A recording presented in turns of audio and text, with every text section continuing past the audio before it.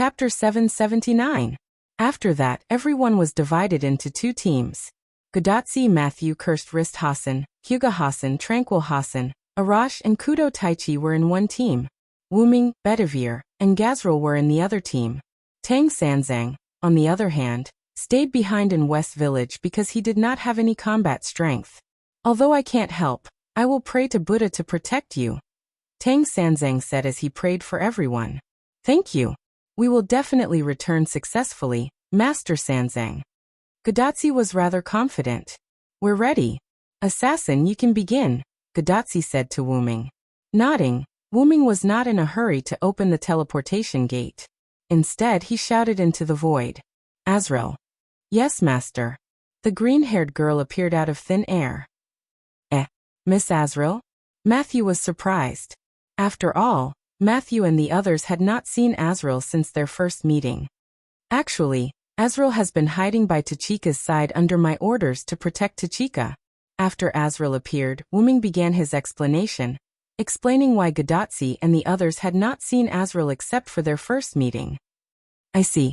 That person who was covering for us at the entrance of the mountain was also Azrael, right? Gadotsi widened her eyes, looking as if she had seen through everything. Indeed, it was me, Meow, Azrael replied playfully with a hint of cuteness, but Gadotsi and the others, who had seen Azrael before, did not find it funny. Gadotsi and the others had seen Gazrael's aura, and Gadotsi vaguely remembered that when she first met Azrael, Azrael had addressed her as the commander of the Skywings. The aura of Azrael, who was not the commander, was already very powerful. Gadotsi did not even dare to imagine how terrifying Azrael, who was the commander of Gazrael, was. However, if Wuming knew what Gadotsi was thinking, he would definitely laugh out loud. Although Azrael was the commander, the strongest individual among the Skywings was still an outsider, Gazrael. However, at this moment, Hassan felt that something was wrong. Hassan looked angry, his hands clenched into fists, and he stared at Azrael. Although Hundred Faces Hassan was wearing a mask, the change in the atmosphere made it clear that Hundred Faces Hassan was glaring at Azrael. Cursed Wrist Hassan pressed down on Cursed Wrist Hassan, hinting at Hundred Looks Hassan not to be impulsive. This caused most of the people present to be dumbfounded. What was going on? Could it be that there was a grudge between them? This most of the people actually referred to the naive Gadotsi, Matthew, as well as Bedivere, Arash Itatoda, Tang Sanzang, and a few others who had not come into contact with Azrael and Hassan. Gazrael looked like she was watching a good show. Her little face was flushed, and she was quite excited. This made Wuming glare at her. Whether it was Cursed Wrist Hassan, who was pressing Hassan's shoulder, Da Vinci, or even Roman in Chaldea's control room, they all basically understood what Hassan was angry about. Wuming sighed helplessly. Although this had nothing to do with him directly, it was indirectly related. The reason for Hassan's anger was smoky drunk Hassan's death. Azrael had always been with Gadotsi and the others, so as long as Azrael appeared, smoky drunk Hassan would not have to sacrifice himself. Of course, it was also wrong to resent others for not lending a helping hand, as an excuse. Hassan was a smart person. He knew that if Azrael were to save him, no one else would be able to say anything about it. It was normal for Azrael not to help because this was her duty. There was no rule that stated that she had to help when she saw injustice. In addition, Azrael was Wuming's subordinate, so Hassan chose to remain silent.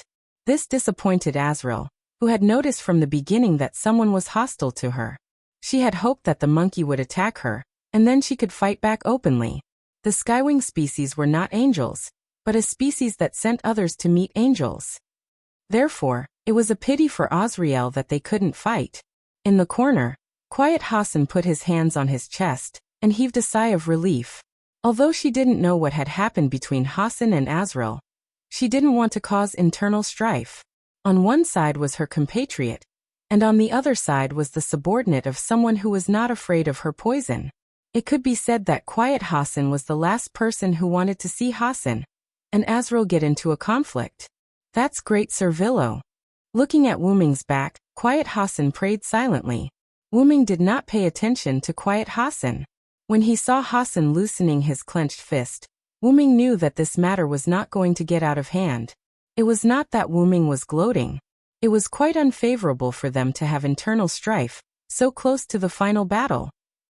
In short, I will let Azrael go with you. Azrael, it's the end, so don't be stingy with your magic power. Just do it. 100 Faces Hassan did not pursue the matter, and Wuming would not mention it again. It was better to just turn the page. Yes, master. Azrael bowed slightly and accepted Wuming's words.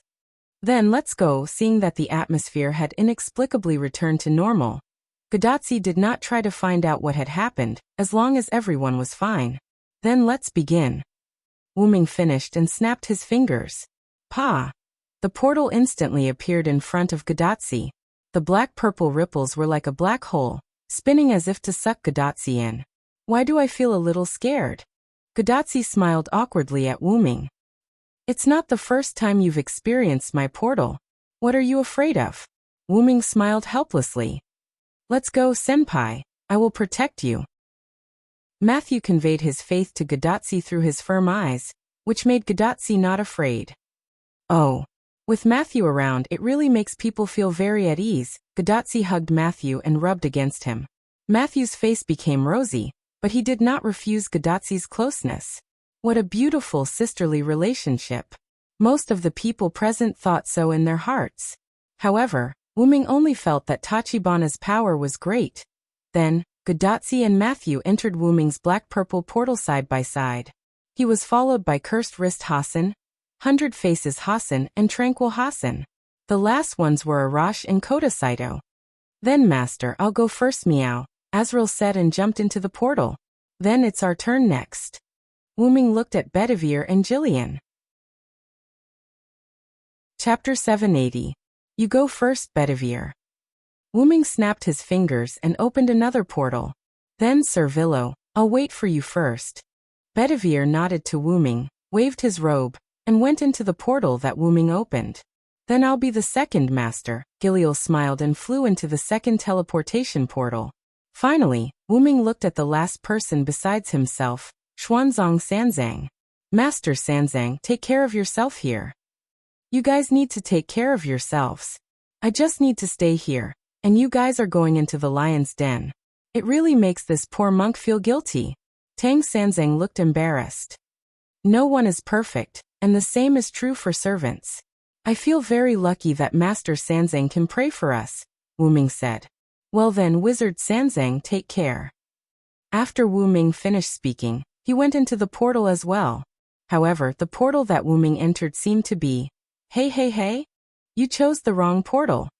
However, the portal was still closed, leaving Tang Sanzang howling there alone. Forget it. Anyway, this portal's ability is his. He should come back if he notices that something is wrong. Tang Sanzang sighed. Walking to the window, Tang Sanzang looked at the blue sky, lowered his head and prayed. Ba. Indeed, Wuming entered the first portal last, which meant that the portal that Wuming entered was the Sun King's side. However, that was not because Wuming chose the wrong portal, but because Wuming had deliberately chosen it, because Wuming had already started a war with the other side in the Holy City. Skywing species surrounded the gate of the Holy City, arranged in 3 rows in the sky, and the magic power in their hands was constantly surging. Wuming floated behind the 3 rows of skywing species, looking down with his hands crossed in front of his chest. Whoosh! The first row of skywing species launched a ball of magic power at the gate of the Holy City like a cannonball, causing a big explosion. Boom! Immediately afterward, the skywing species in the first row immediately floated up and retreated to the back of the 3rd row. They began to reorganize themselves and became the new 3rd row. As for the 2nd row, they took a step forward and replaced the 1st row as they launched their attacks. Because they were charging up while the original 1st row was attacking, the damage dealt by the new 1st row was particularly obvious. Boom! As for the new 1st row, after releasing their attacks, they floated up to the current 3rd row, which was behind the original 1st row, and began to repair themselves. The original 3rd row had now become the 1st row. Because they had begun accumulating power when the 1st row released their attacks, they were now able to directly launch their attacks. The power of their attacks was still not bad compared to the 1st row. Boom! Immediately after, this row retreated to the last row and began to reorganize. The original first row became the first row once again. And because they began to accumulate power when the first row launched their attacks, they could also directly release their attacks now. In this way, the 3 rows of Skywing species repeatedly attacked the holy city below without stopping. That's right. This was the simplest 3-section formation. Through the alternation of the 3 rows, they could instantly release attacks that couldn't be released instantly without stopping. Moreover, it was a highly concentrated attack. However, because the ordinary Skywing species were berserker, it could be said that they couldn't even use such an ordinary formation. All of this was actually under the command of Wyrm. With the contract as a link, Wyrm had no problem giving some tasks to the Skywing species as their master. Wyrm was now rather helpless about the Skywing species becoming berserkers. It was quite disadvantageous for a social creature to become berserkers, because the advantage of social creatures was cooperation. One couldn't expect a group of berserkers to cooperate with each other. Fortunately, the Skywing species still obeyed their master's orders as servants, so Wyrm had no problem commanding the Skywing species in battle. The 3-section formation kept firing, and with the Skywing species in the air, the people of the holy city couldn't show their faces at all. This made things difficult for the gatekeeper, Gawain. Damn it! Is the enemy's magic infinite? Gawain, who was leading a group of solemn knights to hide behind the holy city's gates, was depressed. Although Gawain's combat strength had increased 3-fold under the sun, he wouldn't foolishly charge into the sea of cannons and take the damage. What if he died? What should he do? However, it turned out that the enemy's magic wasn't infinite. The magic cannons outside stopped. It couldn't be helped. If this continued, the 3 rows of Skywing species would run out of magic power and leave. However, Wyrm still had several thousand Skywing species behind him, so he wasn't afraid of the enemy at all. However, Wyrm could tell from the Skywing species cannons that the holy city wouldn't be blown up so easily. Pure magic cannons wouldn't work at all. Thus, after the 3 rows of Skywing species in front of Wyrm stopped attacking, Wyrm didn't continue sending the Skywing species behind him to attack. With a snap of his fingers, a dark purple portal opened, and the 3 rows of Skywing species in front of Wyrm flew in an orderly fashion. The other side of the portal was inside Abinth's body. Although the Skywing species had descended as servants, and their magic power was exhausted or killed, it wouldn't affect their main body. Wyrm still didn't want anything to happen to them. If he had the ability to protect his subordinates, why wouldn't he do it? Wyrm had a wicked taste, but it was also divided into different aspects. The 3 rows of Skywing species all entered the portal, and suddenly, a portal appeared beside Wyrm. Bedivere walked out with an expression that said, "The wind is blowing and the water is freezing." Then he began to fall. This gave Bedivere a fright. Why was the exit in the air? Wyrm immediately used his mind power to pick up the falling Bedivere. Sir Villo, this is..." Bedivere was a little confused. Why was he, who had left first, slower than Wyrm? And why was it in the air? However, before Wyrm could answer, there was movement from the portal again. Oh, the second person to come out of the portal was Gopril. Is everyone here? Has it already started? Looking at the many sisters behind her, Gopril was a little confused. But because she could fly, Gopril didn't fall from the sky like Bedivere. "Master, aren't you behind me?" Gopril had the same question. Seeing that there was no movement from the holy city, Wyrm looked at Bedivere and Gopril. "Don't worry, one question at a time." Then Gopril beat him to it. Me first, me first. Question: why are there 2 masters? Chapter 781. Because the one talking to you in West Village just now was my clone. Wyrm answered truthfully. Clone? Both Gillian and Bedivere were taken aback, and then they were shocked. As expected of Lord Villo, I didn't realize that it was a clone at all. That clone gave me the feeling that it was Lord Villo's main body. Bedivere had your amazing expression. It not only highlighted Wyrm's strength, but it also didn't look exaggerated. It was just right. It was nothing to have an outstanding expression. Wyrm had seen many people like this, but those guys were all acting. As for Bedivere, Wuming knew very well that this guy's expression was his true expression. This made Wuming feel rather uncomfortable. That's one of the god's authority I obtained in the other world. A perfect clone. Except for the extremely special ability that can't be replicated, the clone is exactly the same as the main body. This authority was naturally Wuming's 12 clones dependent incarnation. However, the dependent incarnation had already been used by Wuming when he summoned the Skywing species, so why could he continue to use it? This was thanks to the Dragon Seed incarnation. The Dragon Seed incarnation mainly gave Wuming the ability to dragonize, but Wuming was a dragon himself, so this ability was slightly useless. However, there were no useless abilities, only poor users. Wuming had long discovered that the Dragon Seed incarnation could give the user an extremely strong physique. Whether it was physical fitness or magic power, they were all unprecedentedly improved. It was especially effective when combined with Giant Incarnation, Phoenix Incarnation, and other avatars. Therefore, Wuming wondered if the Dragon Seed incarnation could be used to strengthen other avatars. After Wuming experimented, he found that this idea could be done. Because of Tristan's appearance in West Village, Wuming already had doubts about Ramses II. After sending Tristan off, Wuming was not in a hurry to go back. Instead, he studied how to strengthen the Dragon Seed incarnation to other incarnations to see what effect it would have. Wuming decided to strengthen the Dragon Seed incarnation on his dependent incarnation, which allowed Wuming's dependent incarnation to revive. Because it was a degraded version of the avatar ability, each avatar could not use it again after using it once. This was the reason why the dependent avatars could not use it again.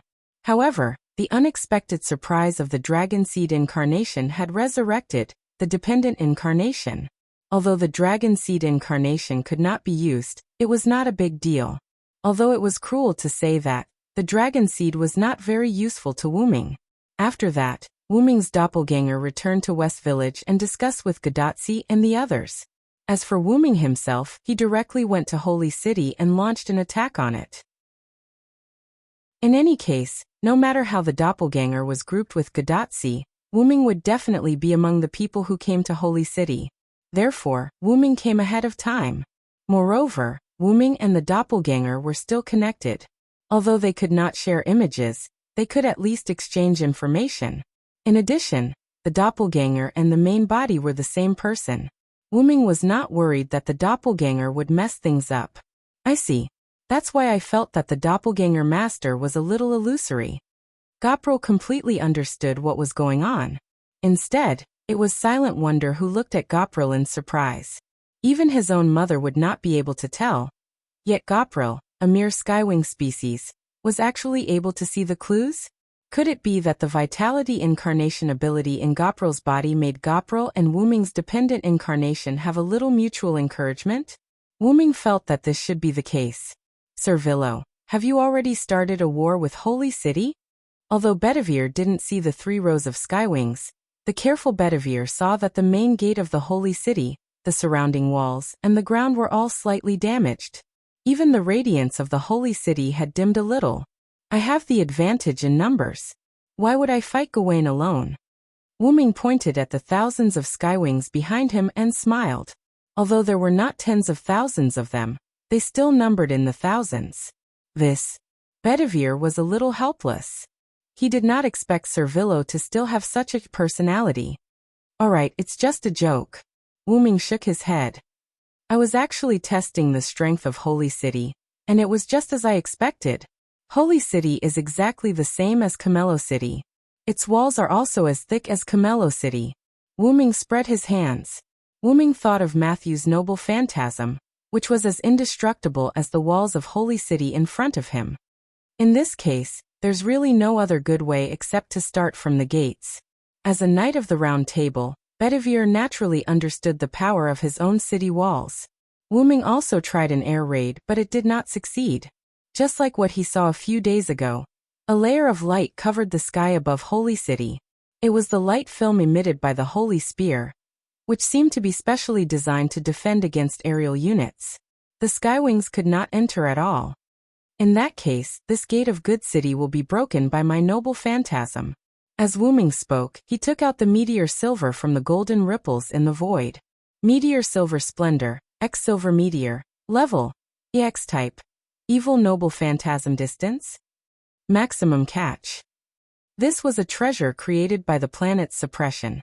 The Holy Star Sword, which had truly been released from its restrictions, had the effect of determining the target as evil. As long as it had the definition of the user's enemy, or someone who must be defeated, it would be marked with the evil attribute by the Holy Sword. The target of the determination was both a person and an object. Even concepts such as space and time could be included in the determination. Ever since the Meteor Silver had been consecrated by the suppression, cough cough, after the transformation, it had gained this powerful noble phantasm.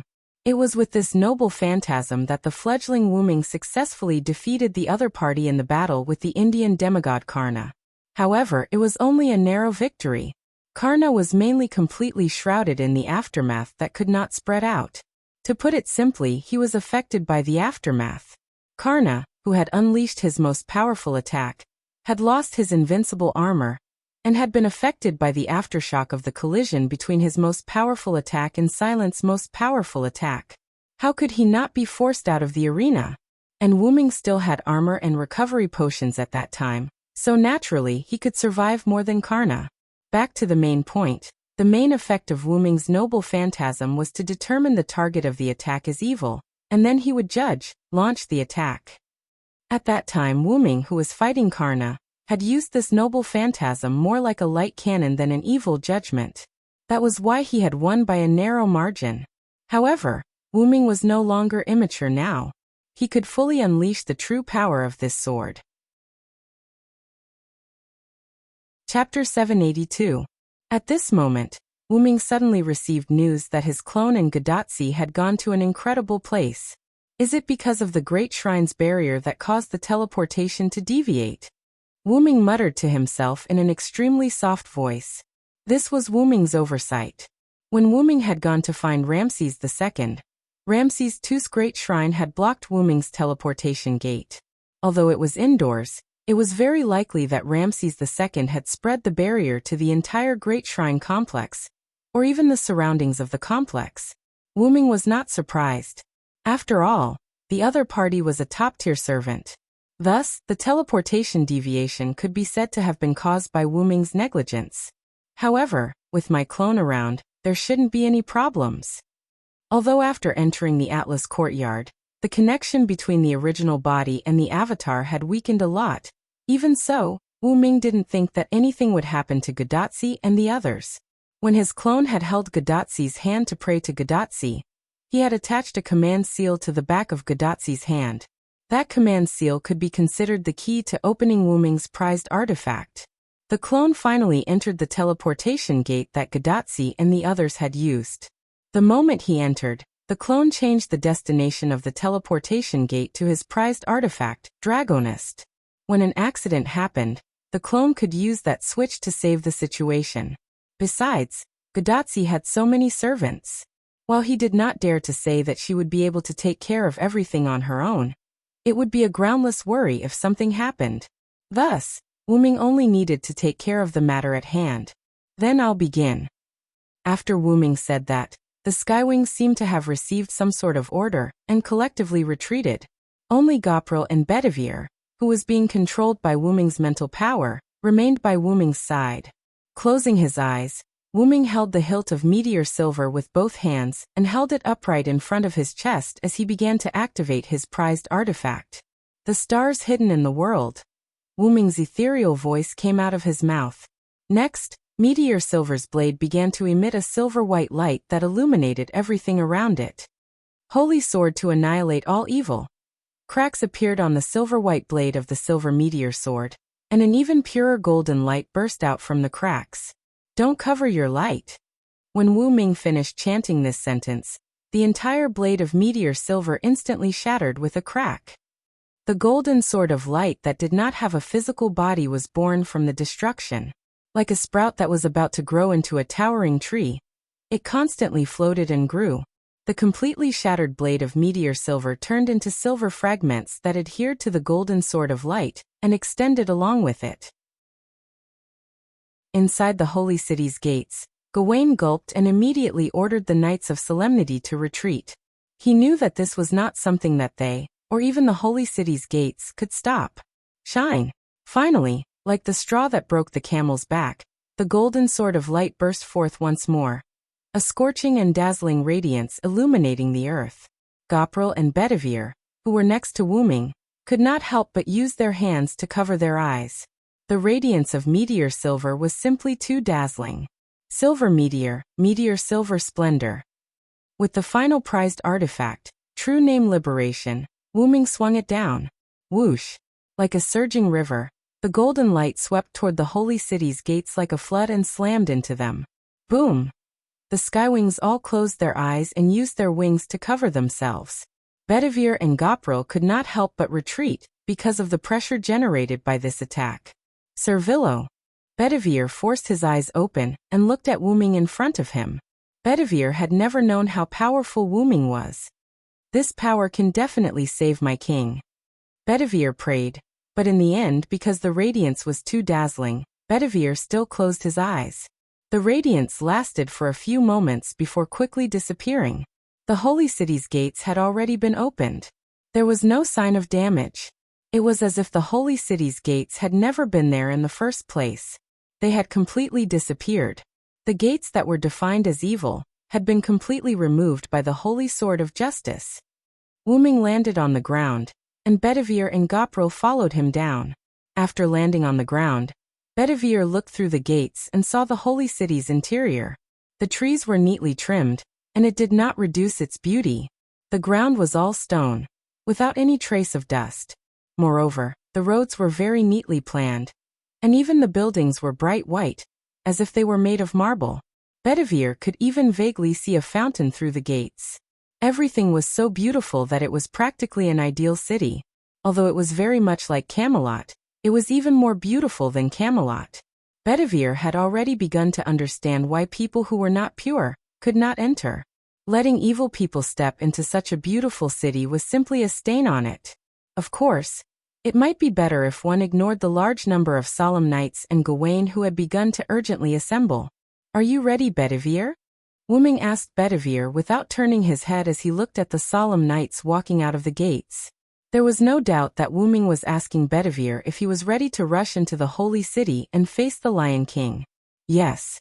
Always ready, Servillo. Bedivere's eyes became firm as he answered Wyrm with a firm tone. Then let's begin, everyone. At Wyrm's command, the skywing species curled into a ball in the sky instantly spread their wings and swooped down collectively, beginning the battle with the solemn knights. On the other side, at Gadatsi's place, time jumped forward. A black-purple ripple appeared somewhere in the desert, and then a girl with orange hair and a girl with a shield appeared from it. These two were naturally Gadatsi and Matthew. Desert?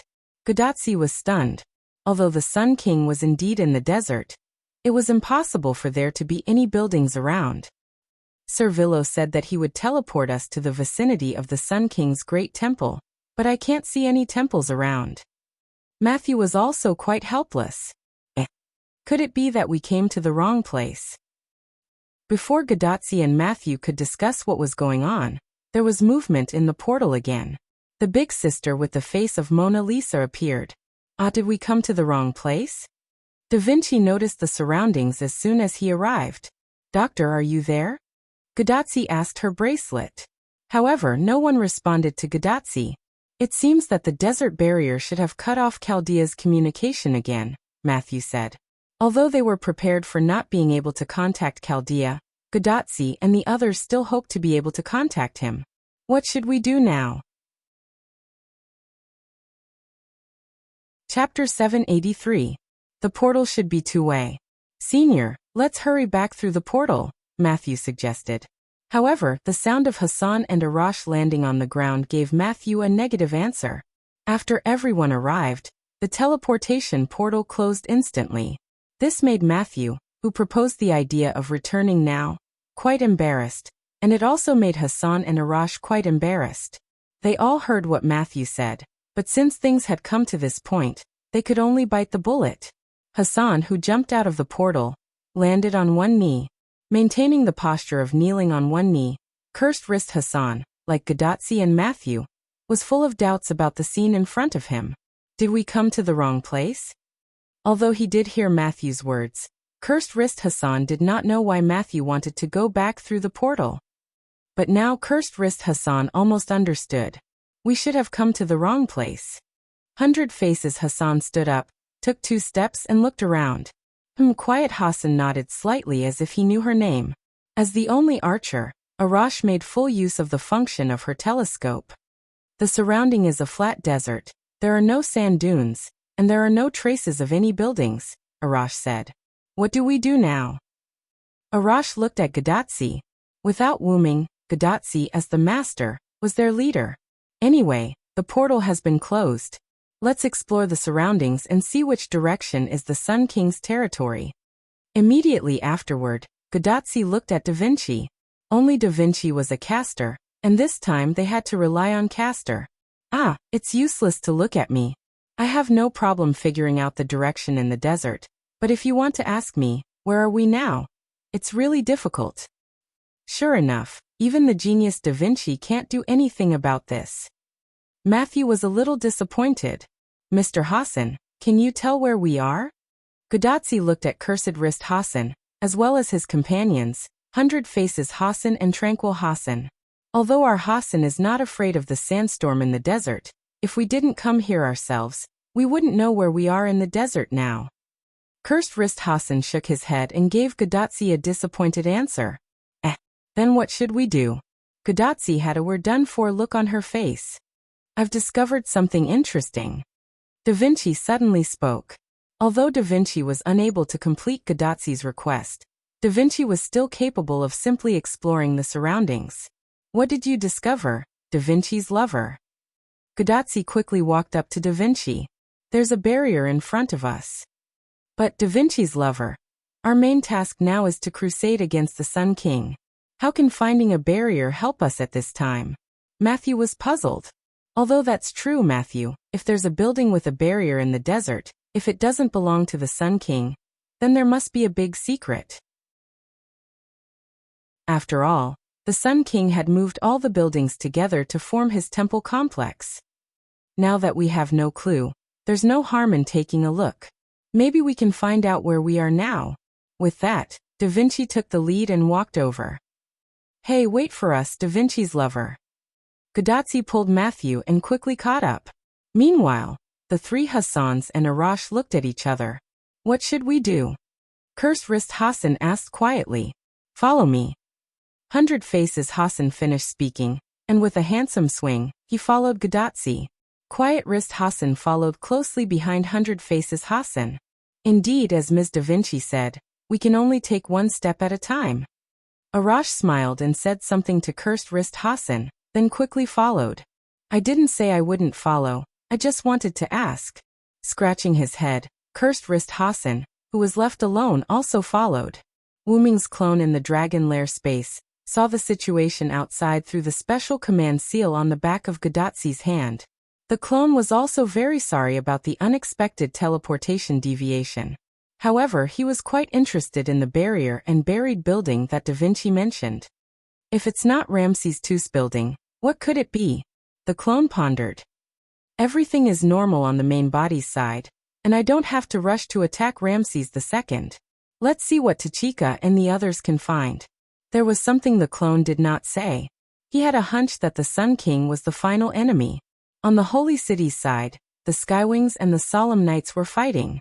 As soon as they came, the Skywings condensed energy weapons and began a melee battle with the Solemn Knights. It could not be helped.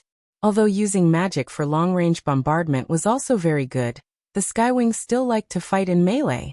Even if the Skywings had lost their minds, they could still beat the Solemn Knights into retreat. It should not be forgotten that the Skywings appeared in the world as servants. Even Berserker was a servant, and it was not in existence that the Solemn Knights could fight against. The Solemn Knights generally relied on numbers to swarm the servants, but this time, their trick was not effective. Although they couldn't count, maybe the number of enemy servants was more than the number of Solemn Knights. However, because the Skywings were all melee fighters, the Solemn Knights could rely on numbers to replace the other party. However, In the current situation, 10 solemn nights for one Skywing was quite extravagant and basically impossible. Basically, it would take 100 solemn nights to replace one Skywing. It was a good thing that the Skywings were servants. Or else Wyrm would not have let them fight like this. Let alone 100 solemn nights. Even if there were thousands or tens of thousands of them to replace one Skywing, Wyrm would still feel the pinch. Putting aside the fact that the Skywings were his subordinates, they were still young girls. How could they compare to these smelly old men? Putting aside the joke, even if it was 100 solemn nights for one Skywing, the defeat of the solemn nights was clearly visible. If not for the fact that there was no order from above, Gawain might have already ordered the solemn knights to retreat. That was because if this continued, the solemn knights of the holy city would all be dead. However, even if they were all dead, they could not retreat. When Wyrm had used the noble artifact to blow up the gate, he had ordered the solemn knights to retreat to avoid unnecessary casualties. Now, however, they had to defend the main gate. For the king. With that thought in mind, Gawain swung his sword and killed a Skywing that was attacking him. The Skywing turned into magic power and disappeared from Gawain's side. Hold on. The holy city must be defended. Chapter 784. Wyrm and Bedivere stood at the back of the fighting army and watched. Gilliel could no longer bear the excitement, and had run to the battlefield to fight. The reason Wyrm did not go up to fight was very simple. His ultimate goal was never to fight, but to charge into the holy city. There was simply no point in fighting. Fighting was a reward for the Skywing breeds, so Wyrm gave this reward to the Skywing breeds who enjoyed fighting. Wyrm glanced at the eager Bedivere and said, "What? What's wrong, Bedivere? Do you want to fight too?" "No, Sir Villo. I just feel that we shouldn't be idling here." Bedivere silently shook his head. Bedivere was a knight of noble character, after all. Seeing his own people charge into the fray, while he enjoyed the safety in the rear, was something he could not bear. "You don't need to think too much, Bedivere. The Skywing breeds are god-killing weapons. Fighting is what they like to do." Wyrm then pointed at the Skywing breeds closest to Bedivere and said, "Look." Bedivere looked over, and saw that the Skywing breeds in the midst of fighting was smiling. Not only that, but the Skywing breeds around her were also smiling. It was clearly a berserker, but they were smiling. It was impossible to say that they were not happy, and this was a joy that came from their very bones. That's why having the Skywings fight is actually a reward for them. Besides, as Wyrm said this, he narrowed his eyes and looked at Gawain, who was constantly killing the Skywing breeds. "We still have an even more important mission." The Skywing breeds were truly very powerful, and the solemn knights could only kill 1 out of 100 of them, but that was only for the solemn knights. To Gawain, who had the knightless blessing, the Skywing breeds that enjoyed fighting were not frightening. No matter how powerful a beast was, it was still a beast. Hunters always had a way to deal with beasts. Just like now, the Skywing breeds attacking Gawain swung their scythes at him, but Gawain dodged to the side. Due to inertia, the Skywing's scythe landed heavily on the ground. But because of this momentary inertia, Gawain's solar holy sword cut off the Skywing's head. The headless Skywing seed shook twice, turned into pure magic power, and disappeared. The lack of rationality was the greatest weakness of the Skywing species, while having rationality was Gawain's greatest advantage. Gawain was already annoyed by the constant bombardment from the Skywing lifeforms. Now that the Skywing lifeforms had stopped their bombardment and switched to close combat, Gawain was naturally happy to oblige. Although the solemn knight was retreating, it was still better than not daring to go out and fight with the enemy. Previously, he would have died in vain if he went out. Now, at least he could take a few enemies with him. Of course, even if they wanted to defend, there was no way to do so. The holy city's gate was gone, and there was no way to defend. After Gawain killed quite a few Skywing species, the surrounding Skywing species realized the threat he posed. The Skywing species had indeed gone berserk due to their berserker class, but their instincts were still there.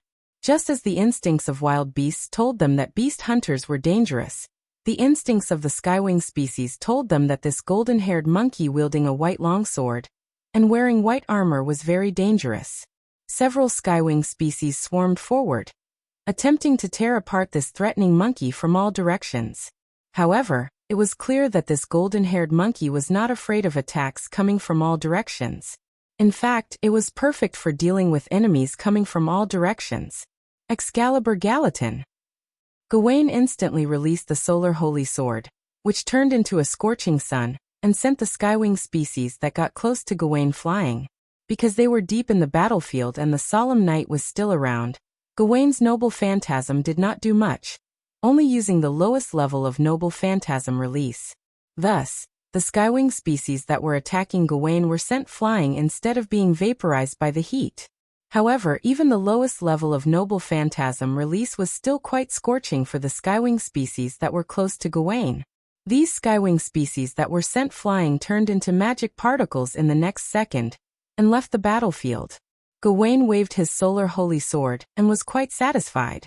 At this rate, the main gate won't fail. However, reality told Gawain that he could not casually raise flags. Silver.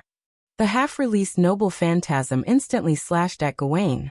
As expected of Gawain, he immediately placed the solar holy sword in front of him. Clang! The dazzling white meteor silver clashed with Gawain's solar holy sword, producing an ear-piercing sound of metal clashing. Because meteor silver was in a half-released state, Gawain could not help but half-kneel after receiving the attack. Bang! This was the sound of Gawain's knee hitting the ground. Gawain stood up and spread out meteor silver, panting as he looked ahead. Sir Villo, since when have you become a sneak attacker? I don't want to hear you say that, Gawain. Wyrm waved his sword and removed the meteor silver's noble phantasm from its half-released state. This is a battlefield. Do you think I'll yell, "I'm going to attack you" before attacking you? Don't make me laugh. However, Wyrm still laughed, but it was a mocking laugh. Gawain naturally understood what Wyrm meant. Or rather, how could he not understand? There was no such thing as a sneak attack on a battlefield where danger lurked everywhere. From the moment you stepped into the battlefield, it meant that you agreed to be attacked at any time and place. That's my fault. However, Gawain did not have the slightest fault. Instead, he assumed an attacking stance. It couldn't be helped. The Holy City had already given the order that Wyrm was an enemy. As a knight who completely obeyed the king, Wyrm was Gawain's enemy. You go in first, Wyrm suddenly said. Of course, this was not said to Gawain, but to Bedivere, who was walking behind Wyrm. Sir Bedivere? Gawain was stunned, but he soon understood. Back then, Chaldea's master claimed to be the messenger of this new force, and Bedivere had escaped with Chaldea's people. Therefore, Bedivere was naturally one of them. It was not strange that he would appear at this juncture. The Holy City's gate is open. You go in first, I'll be right behind you, Wyrm repeated. Yes, Sir Villo. Bedivere obeyed Wyrm's words, and immediately ran towards the Holy City's gate from the other side. Wait! Gawain would not let Bedivere enter even if it was him. However, Wyrm directly rushed forward and swung meteor silver down heavily again. Bang! Another clash of swords. Give up, Gawain. With me here, you won't be able to stop Bedivere. Pressing down on Gawain with his sword, Wyrm said while looking into Gawain's eyes at such a close distance. Gawain's frown deepened.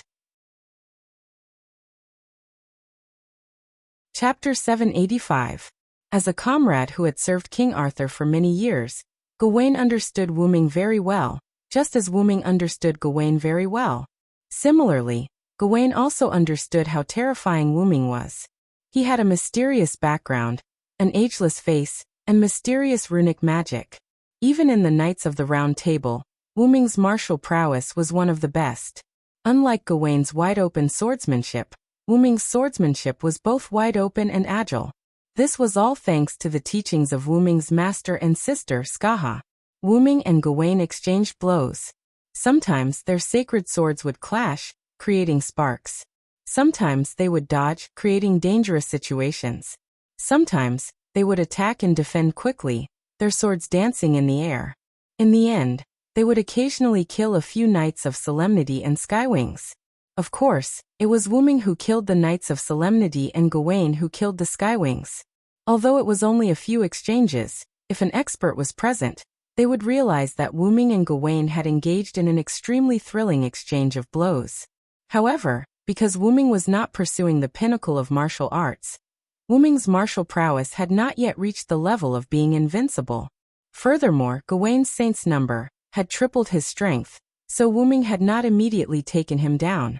However, Gawain could not do anything to Wuming. As expected, "You haven't changed, Gawain." Wuming and Gawain stood a few meters apart, staring at each other. Wuming and Gawain had exchanged a few blows, undoubtedly to test Gawain's ability. Gawain was exactly as Wuming had expected him to be. "After all, I'm already dead. How can I grow?" Gawain would not ignore Wuming just because he was an enemy. "But even so, Sir Villo, you can't take me down immediately." With the protection of Knightless, Gawain was even confident that he wouldn't lose to Wuming. In this way, Bedivere, who had barged into the holy city but didn't receive any reinforcements, was no longer a concern. After all, Agwawan was still in the holy city. "So while you stopped growing, I didn't stop growing at all." It was also because of this that Wuming didn't do much research on martial arts. Unlike Luo Hao in the Godslayer world, who had studied martial arts to the extreme and reached the pinnacle of martial arts, Wuming was neither interested nor necessary. After all, Wuming only needed the means to defeat the enemy. Wuming stabbed the meteor silver into the ground and held the sword hilt with one hand. He then closed his eyes and placed his other hand on his heart as he began to chant. "I am the strongest, and I hold victory in my hands. No matter if it's a human or a demon, he's someone who will defeat all his enemies." Not good. Before Wuming finished chanting, Gawain sensed danger. He absolutely could not allow the other party to finish reading this inexplicable sentence. That was what Gawain thought. Gawain stomped on the ground and rushed toward Wuming with the solar holy sword that was beginning to heat up. However, Gawain's speed was not as fast as Wuming's mouth. "I will defeat any enemy that stands in my way." The moment he finished chanting, Wuming opened his eyes. His originally red eyes had now turned golden, and a golden mist began to appear around Wuming's body. Excalibur Gallatin. Gawain instantly released his noble phantasm and attempted to use it to attack Wuming. However, a large golden hand grabbed Gawain's body instantly. The golden mist around Wuming began to spread and solidify, forming a golden giant with only the upper half of his body. The hand that grabbed Gawain was none other than the giant's hand. Gawain's noble phantasm exploded in the giant's palm, and the flames of the sun seeped out from the gaps between the giant's fists like fireworks. Immediately after, the giant seemed to stand up, its two legs stepping out of the ground and firmly landing on the ground. Boom! Boom! The giant landed with two loud thuds, causing the Skywings and the Knights of Solemnity to stop in their tracks. That's... How could there be an enemy like that? It was a good thing that the Skywings had gone berserk and could not speak, or else they would have been very excited. Everyone stopped what they were doing. This was not an act but a subconscious reaction. Everyone could sense the extreme danger of the golden giant, and they all stopped what they were doing. They all watched helplessly as the golden giant grabbed the sun, that was still spewing flames. Then, the giant raised Gawain up high and slammed him down on the ground. The moment he hit the ground, the giant opened its palm and pressed Gawain firmly into the ground. Boom! Whoosh! A deafening sound created a visible shockwave that swept through the entire battlefield with the golden giant at its center. Ea! Wah! The Knights of Solemnity and the Skywings were all sent flying. Wuming was at the golden giant's heart, looking down at Gawain, who was pressed down by the giant's palm, without the slightest bit of surprise. This was why he did not pursue martial arts to the extreme. He had a way to defeat his enemy. What is this? Gawain clenched his teeth and asked Wuming in a rather sorry state. Killed the authority of a god. Personally, I think it's not bad, Wuming casually described. Gawain could only bitterly smile. It was indeed not bad. Gawain was unable to resist at all. Gawain's flames could indeed cause damage to the golden giant, but they were not very effective. Furthermore, the golden giant was formed from dense air, and it would immediately replenish itself after being burned. Thus, Gawain had no way of dealing with the giant. Furthermore, the giant's main ability was immense strength. So Gawain was completely unable to get up while being pressed down by the golden giant. Even the solar holy sword had fallen out of his hand and was pressed to the side. "I've lost, Lord Villo," Gawain said indifferently as if he had given up. "It's good that you understand. After all, he did not have to kill him." If possible, Wyrm wished to spare Gawain's life. "However, I swore an oath to my king that I would defend the city gate until the very end." However, Wyrm really wanted to retort. "Your city gate was destroyed by me a long time ago." "Hold on, are you thinking of?" Wyrm suddenly realized a problem. Gawain's words sounded like he was speaking from the bottom of his heart before he died, as if he wanted to drag his enemy down with him. "That's right, Lord Villo. I'm going to self-destruct." Gawain bared his white teeth, looking very proud. Then, the solar holy sword in Gawain's body began to emit a blazing light. Boom. Chapter 786. On Gadotzi's side, everyone followed Da Vinci to, or accidentally fell into a mysterious clubhouse. This clubhouse, in Da Vinci's view, was simply magic workshop. Da Vinci looked at the entrance in front of him and made such a judgment. "What? Da Vinci, is this the magic workshop?" However, for such a large-scale workshop, there should be records of it in history. Da Vinci fell silent, because she couldn't find the information of this magic workshop from her memory. "This is Atlas Courtyard." Suddenly, a man's voice came from the shadows. "Who is it?" Cursed Wrist Hassan, 100 Faces Hassan, and Tranquil Hassan immediately took out their daggers, full of vigilance. Until the other party made a sound, Hassan didn't find a person in the shadows, which undoubtedly made Hassan lose face, but at the same time, the other party also made Hassan feel danger. Hassan alone couldn't discover this. This unknown servant was dangerous enough. "Senpai." Matthew also immediately summoned a shield and stood in front of Gadotzi. The man who made a sound in the shadows gave everyone the feeling that he was a servant after he leaked his aura. "Confirmed that the other party is a servant, Master. Please be careful," Matthew reported to Gadotzi. Arash, on the other hand, was not vigilant because of this. Or Arash felt that the other party was not a bad person. "Da Vinci, Gadotzi just wanted to discuss with Da Vinci, but Da Vinci suddenly shouted as if he was possessed. "Atlas Courtyard." Da Vinci took 2 steps forward and looked at the shadows. "Is this really Atlas Courtyard?" "What's wrong with Da Vinci? Where is Atlas Courtyard?" Gadotzi knew nothing about it, so she looked at Matthew, who had some understanding of the magic world. "Senior, I don't know the details. I only know the name Atlas Academy. It's said to be one of the 3 major departments of the Magic Association, but it doesn't have any contact with outsiders." Matthew returned to Gadotzi based on his own understanding. Although it's one of the departments of the Magic Association, it's the same as the Imitation Scarlet Sea. It's a secret society that doesn't communicate with outsiders, Da Vinci explained. He's also an expert in alchemy. It's said that the 7 alchemy tools sealed in Atlas Academy can destroy the world 7 times, the man in the shadow explained. Destroy the world 7 times. This gave Gadotzi a fright. Ignoring Gadotzi's shock for the time being, Da Vinci revealed another secret. It's said that the headquarters of the Academy of Atlas is located in Egypt's Atlas Mountains. It seems that it's true. After all, this is the territory of Ramses II, which is Egypt, so it's not surprising that Atlas Academy exists here. The man in the shadow said and walked out of the shadow. He was wearing a suit like an English gentleman, holding a decorative cane in one hand, and a rather old pipe in the other hand, and a detective's face.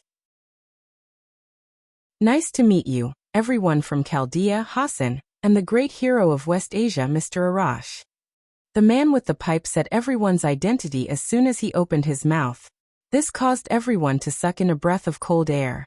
Although the other party didn't completely say the name of Gadotzi, since he could say the name of Chaldea, then he should know the name. The other party should say it for brevity. "I'm sorry for forgetting to introduce myself." The man with the pipe showed a rather sorry smile, and then began to introduce himself. "I am Sherlock Holmes, the caster servant. Nice to meet you, the last master of Chaldea, Rika Fujimaru." This time, The other party said the name of Gadotsi, but that was not the point.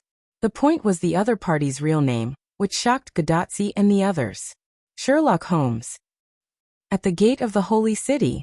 The big explosion caused by Gawain's self-explosion swept almost half of the battlefield. It could only be said that he deserved to be called the Sun Knight. His self-explosion was like a burning sun. It completely turned into a red fireball burning on the flat ground in front of the Holy City. However, this sun explosion only lasted for a short while, and soon the fireball disappeared, and the explosion stopped. However, the entire battlefield was destroyed, because the Holy City was protected by the city walls. Other than the street without the city gate that had turned black and melted, the walls of the Holy City were just like bricks that had been severely burned by the flames. There was basically no major problem.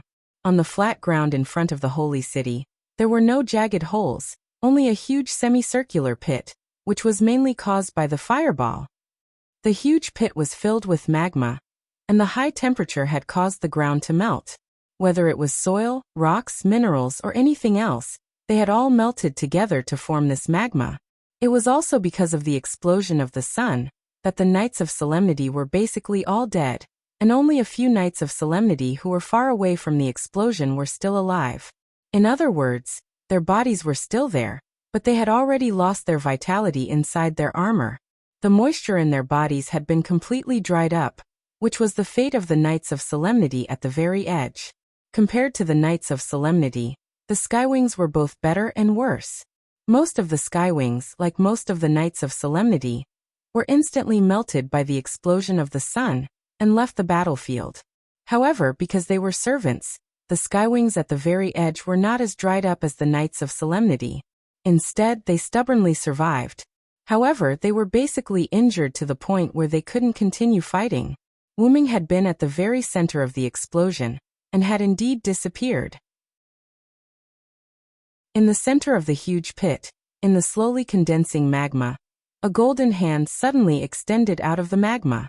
Immediately after, a golden giant crawled out of the magma as if it had crawled out of a quagmire, but only half of its body was visible. Then, the golden giant's head evaporated like gas, and a figure flew out.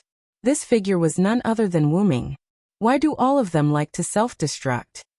Wyrm was particularly perplexed by this point. To be honest, Wyrm had encountered many enemies who liked to self-destruct, such as Shitendaji of the Winterwood Peculiarity, Ibaraki Boy of the American Peculiarity, and Mordred at the entrance of Higashi Village. But to be honest, self-destructing isn't a bad method. Wyrm chuckled. This was none other than Lord Hyunryong, who had used a different kind of self-destruct on Gorgonback at the Mesopotamia Singularity. However, thanks to Gawain, another one of my clones has lost its effectiveness. Chapter 787.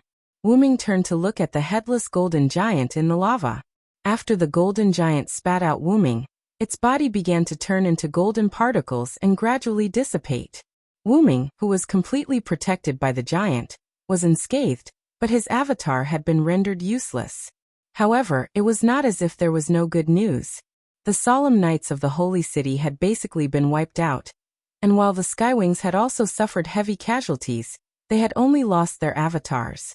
Their main bodies were completely unharmed. Meanwhile, Wyrm had used an avatar to exchange for Gawain, the gatekeeping general. Thus, overall, it was not a loss, and from the overall situation, the Holy City did not have many servants left. Meanwhile, on Wyrm's side, putting aside the fact that the Skywing army had suffered heavy casualties from Gawain's self-destruction, Gopral had yet to leave. With that thought in mind, Wyrm began to search for Gopral's figure. Cough, cough, cough. Cough, cough. What was that fireball? It came out of nowhere. Gopral's calves and feet were connected to her thighs as she sat on the ground in a rather sorry state, shaking her head that had been blasted by the explosion. Don't look at how Gopral's body was covered in dust, and looked like she had been roasted into charcoal. However, Gopral was completely fine. No, to be more precise, she had completely recovered from her injuries. With the support of the Vitality Avatar, no matter how severe her injuries were, as long as Gopral had not been completely reduced to ashes, she would be able to fully recover in no time. When Gawain self-destructed, While Gopral was not in the center, she was still within the range of the explosion, so she had suffered quite a bit of burn damage. However, in that moment of chaos, Gopral's injuries had completely healed by relying on the power of the Vitality Avatar. After coming back to her senses, Gopral looked at her body and saw that she had no other injuries aside from a little black. She immediately began to laugh. Speaking of which, Master's power is really useful. He. Bang. However, Wyrm gave her another blow to the head. Ouch! Gilliel cried out in pain as she clutched her head with tears in her eyes. What are you laughing at?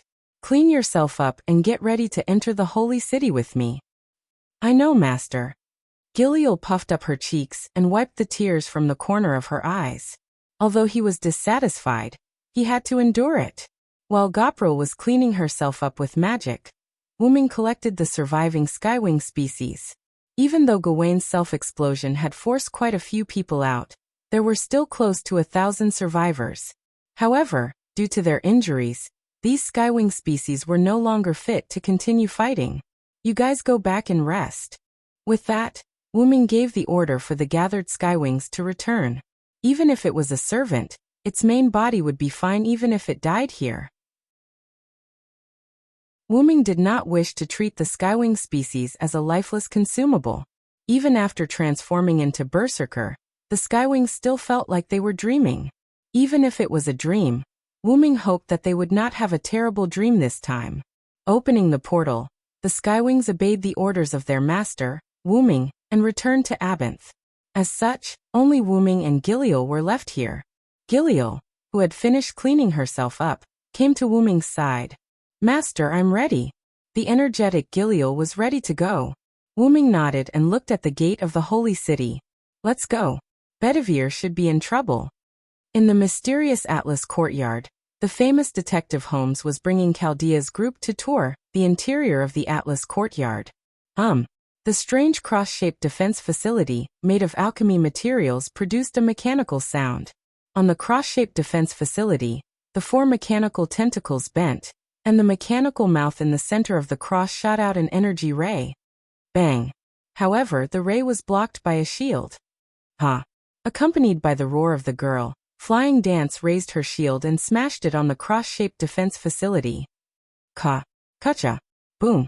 Finally, the cross-shaped defense facility produced a small explosion. The shockwave caused by the explosion was blocked by the giant shield. Master, the last one has been eliminated. Thus, the shield-holding girl reported to her master behind her. Well, it's been hard on you, Matthew, Gadotsi said gratefully. It's what I should do, senior. Matthew smiled, turned the giant shield into a spirit seed, and stood beside Gadotsi. It's been hard on you, Miss Matthew. Although these defense facilities are not strong, they are still a headache for a caster like me. A hearty male voice came from behind, and then Holmes, who was holding a cane and a pipe, appeared. It's normal for this to come from my mouth. You're a detective who knows Buffalo. Then a profiteer-like female voice came from behind Holmes, and then Da Vinci's wife with Mona Lisa's face appeared. A famous detective always has an assistant who can help him, and my combat power is really not high now. Holmes didn't blush at all, took a puff of his pipe, and explained very calmly. Mr. Holmes, Da Vinci's wife. Matthew greeted the two. As expected of Matthew, very polite. It's been hard on you this time, Matthew. Da Vinci also thanked Matthew. Well, there's no need to say polite words. Are we here, Mr. Holmes? Gadotsi looked at Holmes. Well, it's right in front of us. Holmes said. At the entrance of Atlas Yard, Holmes took the initiative to answer the question of why he was there after announcing his real name. Holmes said that as a detective, he had to solve all the mysteries, including the burning of humanity. And in Atlas Courtyard, it was a necessary investigation to solve the puzzle. The main reason why he was here was to meet Chaldea and the others who saw the burning of humanity, which was Gadotsi and the others. After all, they were the only eyewitnesses. As a detective, he naturally needed the testimony of the eyewitnesses. Although Gadotsi and Matthew believed Holmes, Hassan was obviously full of distrust for this inexplicable man. But because Arash and Da Vinci chose to trust him, Hassan could only leave it at that. After all, the other party was here to find Gadotsi and the others, and Gadotsi and the others were willing to believe him. One was willing to be beaten, and the other was willing to be beaten. Hassan didn't have to be stubborn at all. After that, Holmes said that he wanted to take Chaldea and the others to tour Atlas Courtyard, and Da Vinci, who couldn't resist the temptation, immediately agreed. As a last resort, Gurdaz, Mashu, and Leonardo da Vinci followed Holmes into Atlas Academy. As for Hassan and Arash, there was no doubt that they were abandoned.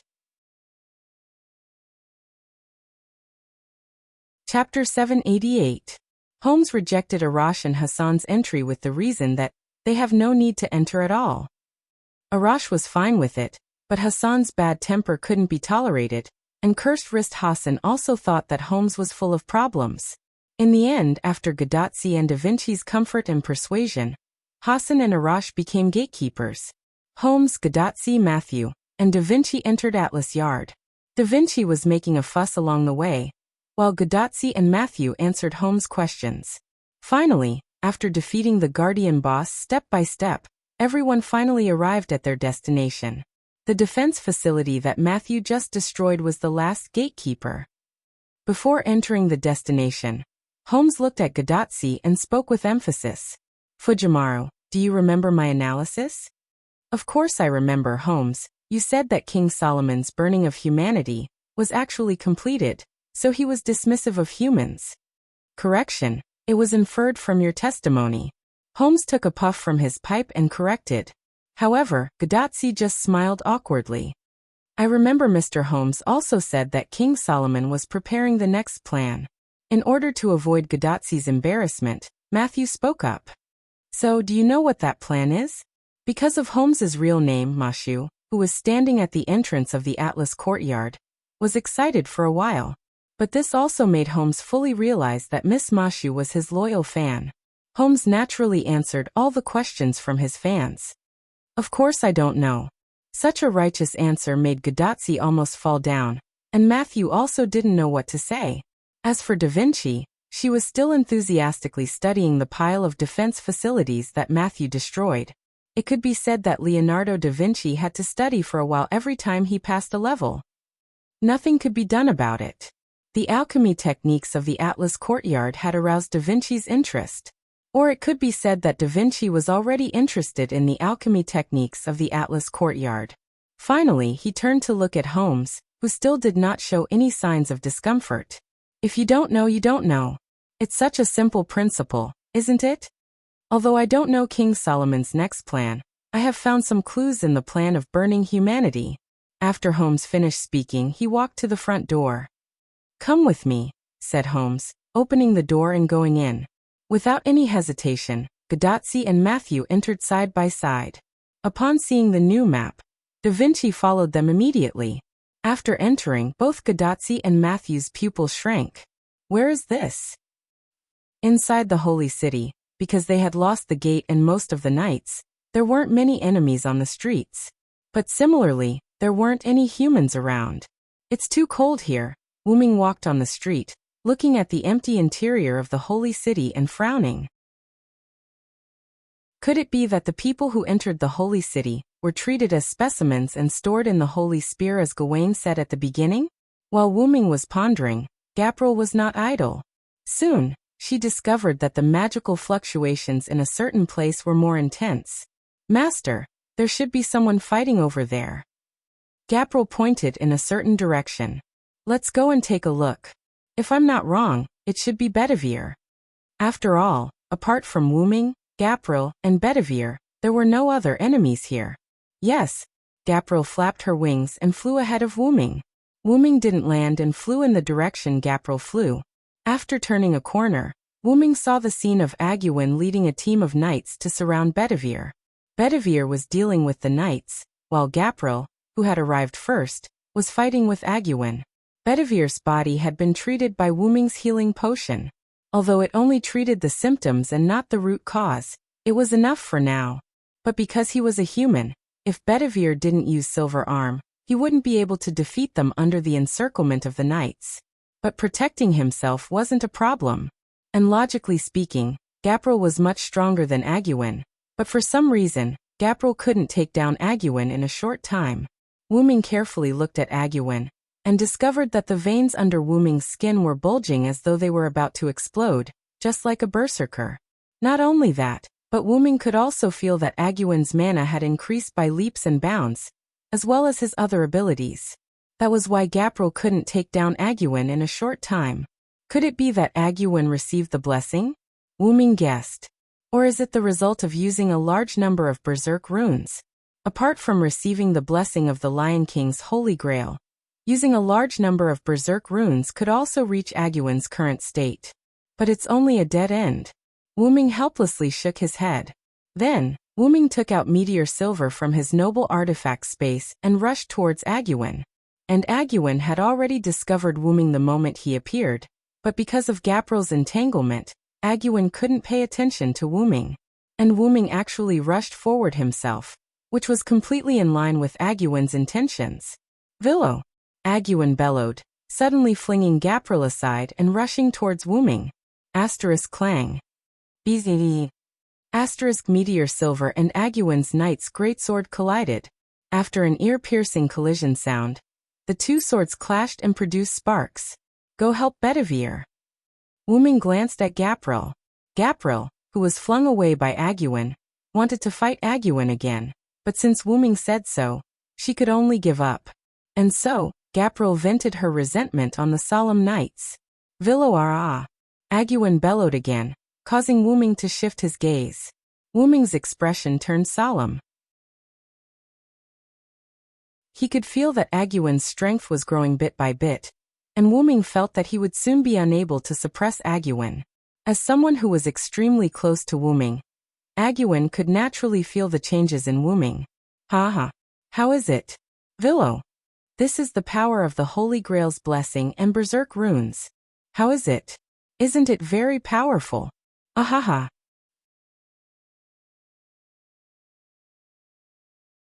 Chapter 789. Wuming didn't guess wrong, but Wuming was only half right. Not only did Agravain receive the Holy Grail's blessing, he also used the berserk spell. This caused Agravain's ability to improve by leaps and bounds, so much so that Wuming had to take Agravain seriously. But the drawbacks are also very clear. Adjur Regulus. Wuming was right. After receiving the Holy Grail's blessing and the berserk spell, Agravain's mental state was not as good as before. From an outsider's point of view, he was like a mental patient who had just escaped from a mental hospital, and a rather dangerous one at that. Ah, you're right. But as long as I defeat you, everything will be over. No one can be my king's opponent. And as long as you're not here, my king won't fall asleep every day to miss you. Just like that, everything will be over. Ahahaha. Agravain said, and a large amount of magic instantly gushed out, and Wuming was violently pushed away. You're saying that Artoria falls asleep every day to miss me. Wuming didn't pay attention to Adjur Gwowen's other words, but he was rather moved by Adjur Gwowen's line of, I fall asleep every day to miss you. If you miss someone so much that you have to fall asleep every day, and relieve it through sleep and dreams, then that person must be very important to you. Wuming had an unrealistic thought. Everything the Lion King was doing was actually for him. However, Agravain didn't have the intention to answer Wuming's doubts. Agravain raised his knight sword that emitted endless magic and madly charged at Wuming. Die die die die die ha ha ha ha ha. With messy black hair, blood-like runes engraved on his black armor, and bloodshot and slightly protruding eyes, Agravain opened his mouth wide and roared like a beast. It seemed that after meeting the person he was obsessed with, Agravain had completely lost his mind. Right now, Agurvan only wanted to eliminate the individual named Villo Siranthod. Ah! Agurvan roared as he leaped up, aimed his sword at Wuming, and smashed it down. As for Wuming, he naturally couldn't be hit. As soon as Aguen jumped up, Wuming used his mana to suddenly jump back out of Aguen's attack range. Thud. Along with the sound of the knight's boots landing on the ground, Wuming silently watched Adjur Gwowen raise his sword once more. Looks like I was wrong, Wuming said. Wuming was wrong. The most serious mistake he made was that he didn't trust Artoria. He didn't stand on her side. I clearly said that I would always be with her, but in the end, I stood on the opposite side of her. Wuming's eyes dimmed slightly. Even if his intentions were good, even if everything was for the sake of the world, and no matter how many excuses he came up with, Wuming was on the opposite side of Artoria. There was no doubt about that. If I had responded to Artoria's summon at the beginning, or if I had stood on Artoria's side after coming to this singularity, I'm afraid the outcome would have been much better. In that case, Mordred, Tristan, and Gawain wouldn't be sent away by his own hands. As for Egwene, he probably wouldn't fall into such a state of madness that he hates the most.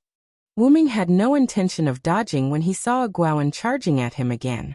It was as if he had accepted his fate. Roar! Egwene let out an inhuman roar, and the curse of madness spread all over his face.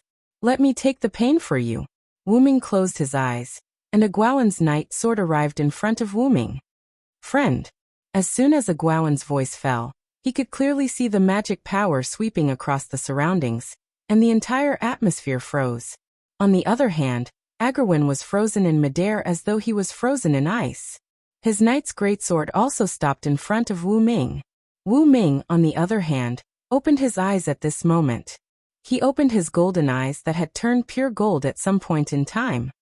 Noble and powerful, wise and kind, mysterious and wise God, I shall obtain the divine power of the heavens, the blessing of the earth, and the wisdom of men from you. Thus, I shall become a miracle and lead the world to the dawn. Wu Ming's godlike words came out of his mouth, mysterious and profound. Magician incarnation, activate. He placed his hand on Egwene's night sword, and without saying a word he squeezed it gently.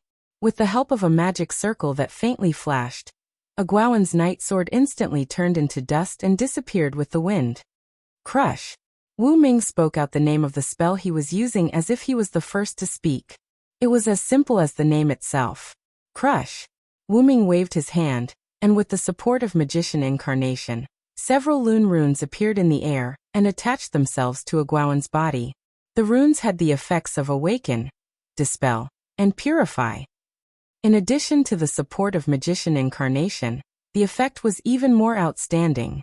In just an instant, the scarlet runes on Egwene's body disappeared completely. However, what was more serious was that Egwene's armor was almost completely shattered, and Egwene's body was also shattered. Wu Ming retracted his magic power, and Egwene fell to the ground. Villo. Sir. Egwene looked at Wu Ming weakly. You defeated me again. Ha. Egwene wanted to laugh at himself, but in the end he was too weak to do so. At the same time, Egwene's body was also gradually dissipating. That was the precursor to his exit. The blessing of the Holy Grail and a large number of berserk runes with serious side effects had already caused Egwene's spirit base to start collapsing. When Egwene said that everything would be over, he was actually referring to himself. Vero. Lord. I am truly envious of you being able to accompany my king. Egwene's body began to crumble even faster as he forced himself to finish his last sentence. I really hope to be able to defeat you once. As soon as he finished speaking, there was nothing left in front of Wu Ming. Only bits of blue light were left, and they disappeared with the wind.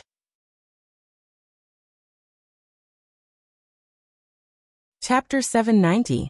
Godotzi and Matthew, who followed Holmes into the room, were stunned, because the room in front of them was very similar to Chaldea's control room. This is Chaldea? What the hell is going on? Godotzi held her head in shock. This was an empty Chaldea control room without any equipment such as the Chaldea lens and the Sheba lens. There was also no ceiling. Although Matthew was not as shocked as Godotzi, he was still very shocked. No, sir, although this place is very similar to Chaldea's control room, this is not Chaldea. Holmes was not surprised that Matthew could make such a judgment. Because, although this place was very similar to Chaldea's control room, in many aspects, this place was completely different from Chaldea's control room. After all, as mentioned before, this place was very similar to Chaldea's control room. Miss Matthews' judgment is very correct, and instead of saying that this place is very similar to Chaldea's control room, it's better to say that Chaldea is very similar to this place. With a hearty smile on his face, Holmes explained to Matthew and Godotzi, Then he walked to the center of the control room. At this time Da Vinci also spoke. "Ah, you still don't know." Da Vinci was not shocked at all, as if he already knew. "There is such a rumor in Chaldea." Da Vinci smiled mysteriously, then continued. "It is said that the Chaldea control room was designed according to the workshop in Atlas Courtyard." What? Godotzi and Matthew were both stunned. They really did not know this news. Although they more or less did not believe Da Vinci's so-called rumor, such a rumor was probably only known by the higher-ups of Chaldea. However, what Da Vinci said was not unreasonable. Now that this singularity was older than Chaldea, then there must be Atlas Courtyard first, and then Chaldea control room. In this case, if there must be a distinction between who came first, it must be Atlas Courtyard first and Chaldea second. Da Vinci is right. Chaldea's control room was indeed modeled after Atlas Courtyard, or it was with the help of Chaldea Courtyard that Chaldea was established. Holmes followed Da Vinci's words. "I'm curious how you know so much." Da Vinci narrowed his eyes. Even she, the second servant of Chaldea, didn't know Chaldea very well, but Holmes knew Chaldea's affairs, as if he was the mastermind behind the scenes. "Ha ha ha, because this is Atlas Courtyard, there is nothing that can't escape." At this point Holmes changed his words. "Except for that, everything in this world can't escape the records here," Holmes said, pointing to the 3 giant stone tablets standing in this place. Because it was open air, the sun scattered here and shone on the 3 towering giant stone tablets. 3-pointed Hermes. Da Vinci slowly read the names of the 3 giant stone tablets. 3-pointed Hermes. Matthew took a deep breath. 3-pointed Hermes. Godotzi was the same, but Godotzi was not finished yet. What is that? Inside the Holy City, on the street near the central Holy Tower, Wuming, Jillian, and Bedivere flew, side by side on it. When Wuming used magician incarnation, the surrounding solemn night had been stunned by the magic power released by Wuming. The result of the solemn night was naturally taken care of by Jillian and Bedivere. As a result, the 3 people who were no longer blocked set foot on the road to the central Holy Tower. "Master, are you okay?" Jillian floated beside Wuming and asked cautiously. Since Aguin's exit, Wuming's whole person changed slightly. Jillian couldn't tell the change in Wuming, but she could feel it. Wuming shook his head, indicating that he was fine. Bedivere also saw the change in Wuming. So Bedivere spoke. "Master Villo, why don't you take the holy sword?" Before Bedivere could finish, Wuming stretched out his hand, indicating that Bedivere should stop talking. "I'm fine, Bedivere. You have to return the holy sword yourself. Your 1,000 years of waiting is not something I can replace." Hearing that, Bedivere's face became firm and showed an affirmative expression. After that, Wuming stopped, and so did Jillian and Bedivere, because they had reached the foot of the Holy Tower. "Let's go, Bedivere." Wuming called out to Bedivere and started walking. What about me? What about me?" "Master, have you forgotten about me?" Gilio was instantly unhappy. Why did he only call out Bedivere's name? "Don't I have to follow?" Wuming turned his head and smiled. "No need, Jillian. After all, this is your master's personal matter. You go to Tachika and the others." Wuming finished speaking, and a portal instantly appeared above Jillian's head. Before Goprel could react, the teleportation gate started to fall as if it was affected by gravity. As a result, Jillian was swallowed by the portal. When she fell to the ground, the portal disappeared, and so did Jillian. Wuming glanced at Bedivere, and Bedivere nodded, indicating that he was ready. The 2 walked up the Holy Tower step by step. Because the Knights of Solemnity were almost completely wiped out. No, it should be said that they were completely wiped out. No enemies came out to obstruct Wuming and Bedivere. The troops led by Adger were the last batch of Knights of Solemnity, and the only remaining Knights of the Round Table besides him was Lancelot. But because Lancelot was not in the Holy City, there were no enemies in the Holy City. Without the slightest pause, Wuming and Bedivere were only 1 floor away from reaching the top. At this time, a beautiful figure appeared in front of Wuming and Bedivere. "Your Highness the Queen." Bedivere immediately knelt on one knee. That's right, the beautiful figure was Guinevere. "Minister Bedivere, no need to be so courteous." Guinevere said softly. Guinevere's meaning was very simple. Now that Bedivere was considered a rebel, there was no need for him to salute the enemy queen. This left Bedivere speechless. He wanted to explain, but when he opened his mouth he didn't know what to say. Bedivere, you go up first, Wuming said to Bedivere. Although he didn't understand Wuming's actions, Bedivere had already carried out Wuming's order. Bedivere walked up the stairs step by step, leaving Wuming and Guinevere looking at each other.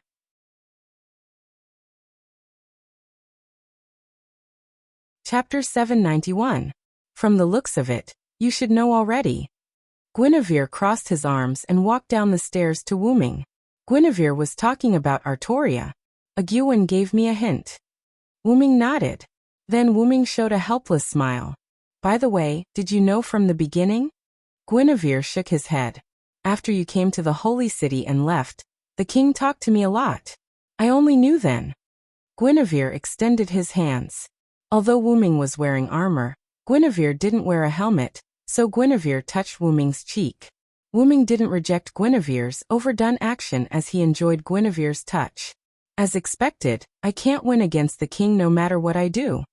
Guinevere touched Wuming's face and showed a bitter smile. Although the smile was uglier than crying. Sorry, Lia is above you. Wuming's eyes were calm as he spoke the truth without hiding anything. It wasn't irresponsible. On the contrary, it was the most responsible thing to do in Guinevere's opinion. I know. That's why I can't win against the king no matter what. Guinevere raised his head and tried his best not to cry. Guinevere's love for Wuming was no less than the others. Whether it was falling into Morgan Le Fay's trap in the end, or descending as a berserker because of his obsession with Wuming, it was obvious that Guinevere had feelings for Wuming. But Wuming smiled. I didn't say that I would give up on you if I chose Lia, Miss Guinevere. Wuming touched Guinevere's cheek and wiped away the tears at the corner of Guinevere's eyes with a proud smile. This isn't Britain. I can't do whatever I want. I won't spare either you or Lia. Wuming's domineering and gentle words stunned Guinevere for a moment. When he reacted, Guinevere smiled. Really, Servillo is really overbearing. She rubbed Wuming's hand, but because of the gauntlet, it didn't feel very good. I'll be waiting for you, Mr. Villo. After Guinevere finished speaking, he leaned into Wuming's embrace, stood on his tiptoes, and wrapped his hands around Wuming's neck before gently kissing him. Guinevere looked at Wuming with eyes full of love, and then gently closed his eyes. Although Wuming was a little surprised, he immediately reacted and hugged Guinevere. He closed his eyes and enjoyed this moment of peace. After a brief kiss, the two of them separated their heads from each other. Because Wuming sucked it clean, he didn't pull the thread or anything like that.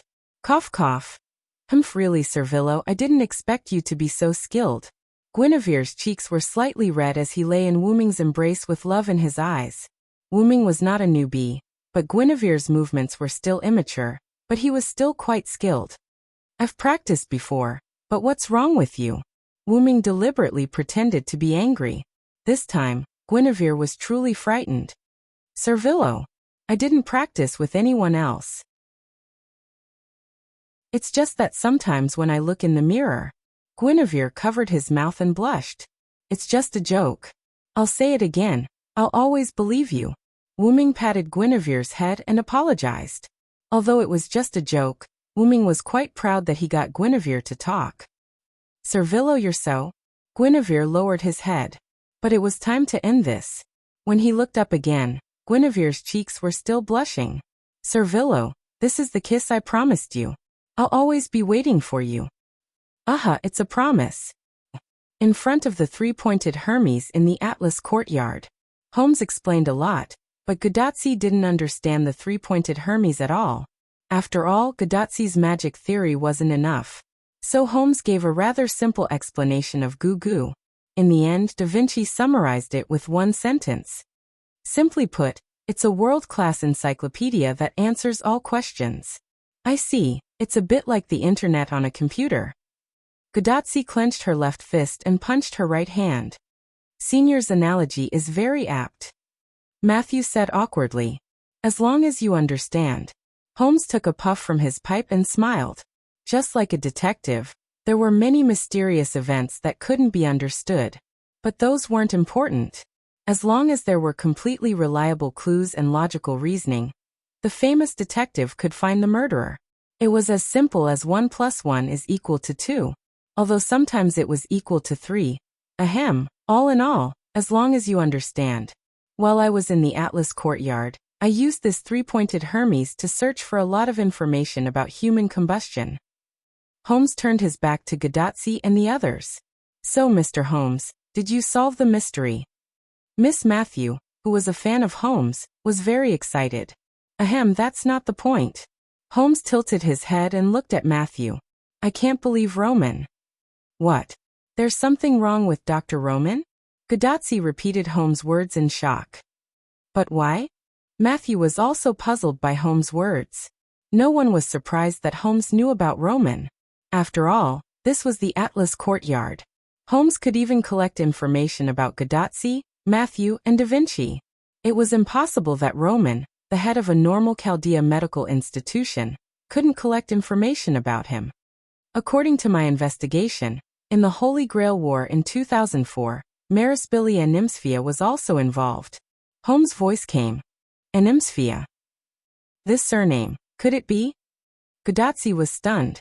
She didn't know Marispili, but she noticed this person's surname. It was the same surname as Olga Marie. That's right, sir. Marispilia Nymphia is the former director of Chaldea, the father of director Olga Marie, Matthew confirmed. After slaughtering the other 6 participants in the Holy Grail War, he won the final victory and obtained the Holy Grail. Holmes continued. Wait, that means the former director had already obtained a Holy Grail before the Anthropocene. Matthew was shocked. Then what did the former director wish for? Gadotsi asked curiously. Ahem, that's still not the point. Holmes shook his head again.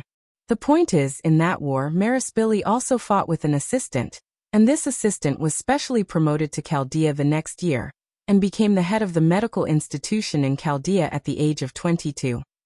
After that, Holmes took a puff from his pipe and exhaled. That person, could it be? Matthew opened his eyes wide and said slowly. Yes, that person is Roman. At this time, Da Vinci, who had been silent, suddenly spoke. Chapter 792. Is it possible that the doctor really has a problem? Seeing that Da Vinci admitted that the man was Roman, Gadotsi began to believe what Holmes said about, Roman has a problem.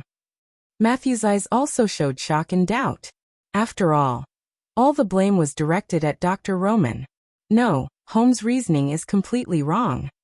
Da Vinci's words were rather cruel, as if he was defending Holmes for suspecting Roman. This made Holmes shrug his shoulders helplessly, and take a puff from his pipe. Then Da Vinci looked at Gadotsi and Matthew. Tachika, Matthew, I can only tell you that although Roman has his own secrets, he is absolutely not a problem. You have to remember this. Da Vinci's sapphire-like eyes were full of seriousness. Being looked at by these serious eyes, Gadotsi and Matthew's body could not help but tighten.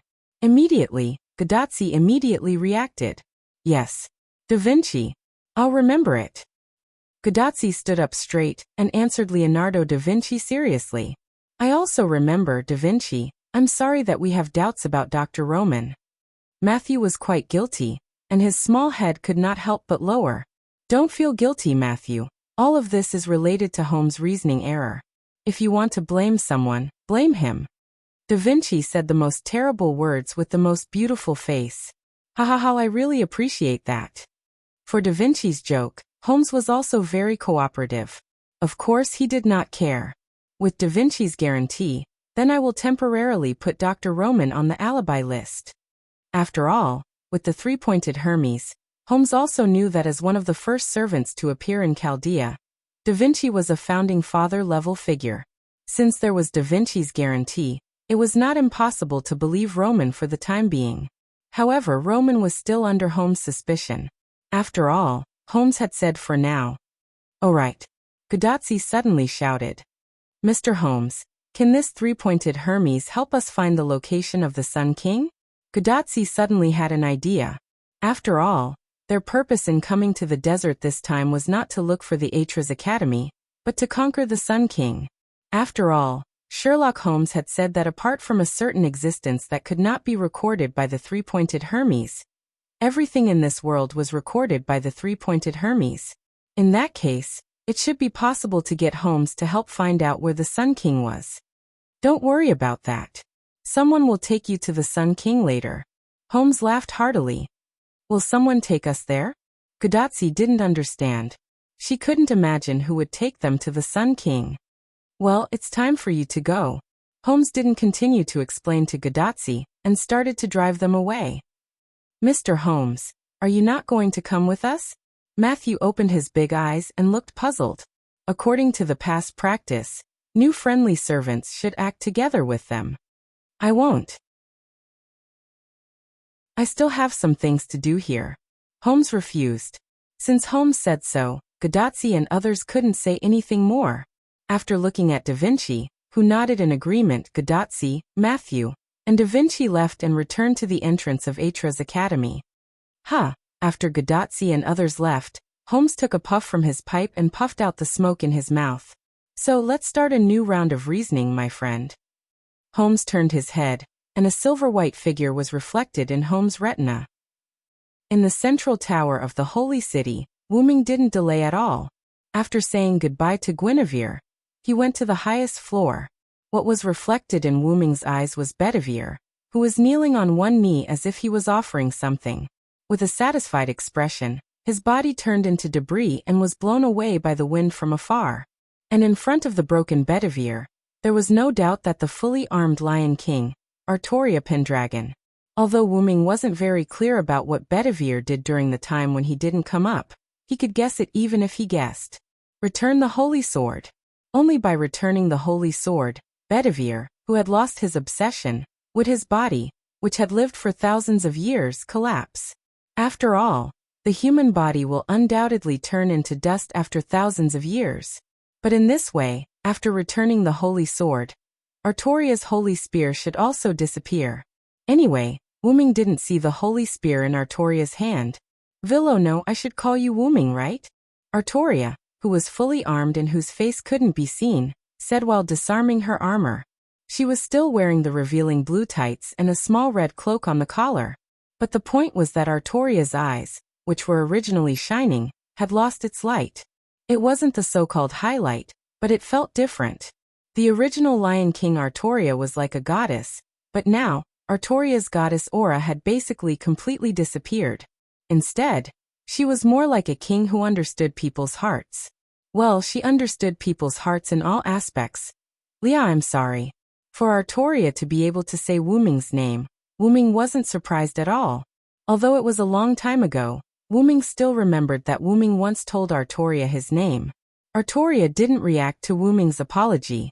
After all, she had grown up and was no longer the little girl who didn't understand people's hearts. I don't accept your apology, Artoria said righteously and frankly. Well, Wyrm was speechless, but it was also within Wyrm's expectations. It wasn't that Artoria didn't accept Wyrm's apology, but because Wyrm was prepared for any response from Artoria, whether positive or negative. After all, no matter if she was a girl or a queen, as long as she was a woman, her thoughts and actions were not something you could understand in a short time. I'm sorry, I'll let you do whatever you want, but please let me know before I die. Wyrm said as he walked toward Artoria. The plan you prepared, is it really for me? However, Artoria was thinking about Peach. Of course not.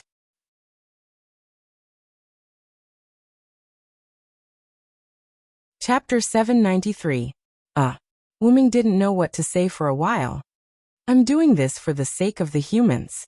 But I summoned the Knights of the Round Table to see if I could find you, Artoria said without changing her expression. As expected of the Queen. But why did I hear from Guinevere that you summoned her here to look for me? Before they came up, Guinevere briefly explained the situation to Wyrm when he was cuddling with Guinevere. Because Guinevere was obsessed with Wyrm, Guinevere, as a berserker, had the ability to search for Wyrm. It was called Wyrm Radar. Artoria wanted to use this ability of Guinevere's to summon Guinevere. Otherwise, why would Artoria bring the useless queen here? To be a pretty vase? Artoria said that looking in the mirror every day was enough. Artoria didn't say anything. She just closed her eyes. Then, Artoria opened her eyes and stared at Wuming with her amber eyes. She is talking nonsense, said Artoria, who was talking nonsense with a straight face. Ignoring Artoria's words, Wuming continued. Guinevere also told me that you sleep every day to vent your longing for me. You try to relieve your longing with dreams. After Wuming said that, Artoria's face blushed. She looked like a girl whose secret was exposed. I'm kidding. Wuming showed a mischievous smile. Guinevere didn't tell Wuming this. After all, Guinevere wasn't a roundworm in Artoria's stomach. How could he know a secret that Artoria didn't tell him? Wuming's words made Artoria speechless. If it was the younger me, I'd probably be mad at you right now, Artoria said with nostalgia. Of course, Artoria was referring to the younger me, before she became a queen. Maybe I won't be mad at you like a little girl anymore. As a queen, she had to look at the big picture. No matter what, as a queen, she had to be steady and reliable. Artoria, who wanted to become an ideal queen, had already met her ideal requirements. So what? Wuming didn't think there was anything wrong with Artoria like this. As long as we love each other, nothing is a problem. Walking in front of Artoria, Wuming put on his most perfect smile. Artoria also smiled. Artoria, with the corners of her mouth slightly raised, looked quite handsome and beautiful at this moment. As expected, you can only be my queen. Guinevere had no choice but to step aside. Artoria said as she grabbed Wuming's armor by the collar and pulled him in front of her. Wait a minute, Liayu. Staring at Artoria, who was about to kiss him and savor her sweet scent, Wuming blushed for the first time. As a queen, I don't care about small things. I want to admit that I miss you, because I want you to be my queen, Artoria said in a domineering tone. Wuming was stunned. Know this, but Wuming was at a loss for words. He did not know what to say. Normally, such words would be said by a man like him. As expected of a queen, it's useless to say more. This is a punishment for not being on my side. It's also compensation for missing you, Artoria said as she kissed Wuming. Wuming was stunned because he was kissed by force. But he immediately reacted. After all, he had to take the initiative for this kind of thing. He took off the armor and hugged Artoria. Wuming began a new enjoyment. However, before the two could go deeper, a terrifying lightning strike was launched from a distance. The target was the location of Wuming and Artoria, the tallest holy tower in the holy city. A violent explosion occurred. Boom! In a desert pit, at the entrance of the Atlas courtyard, Hassan and Cursed Wrist Hassan paced back and forth uneasily. Quiet Hassan was quietly squatting in the corner, but the anxiety in his eyes was no less than the other two Hassans. Arash, on the other hand, came to the sandpit rather calmly and carefully investigated the situation nearby. After a round of investigation, Arash walked down the sandpit and began to rest. It was a shift change. Because there was no need for everyone to investigate together, they agreed to do it one by one so that the other servants could also rest. What's wrong, everyone? Are you still worried?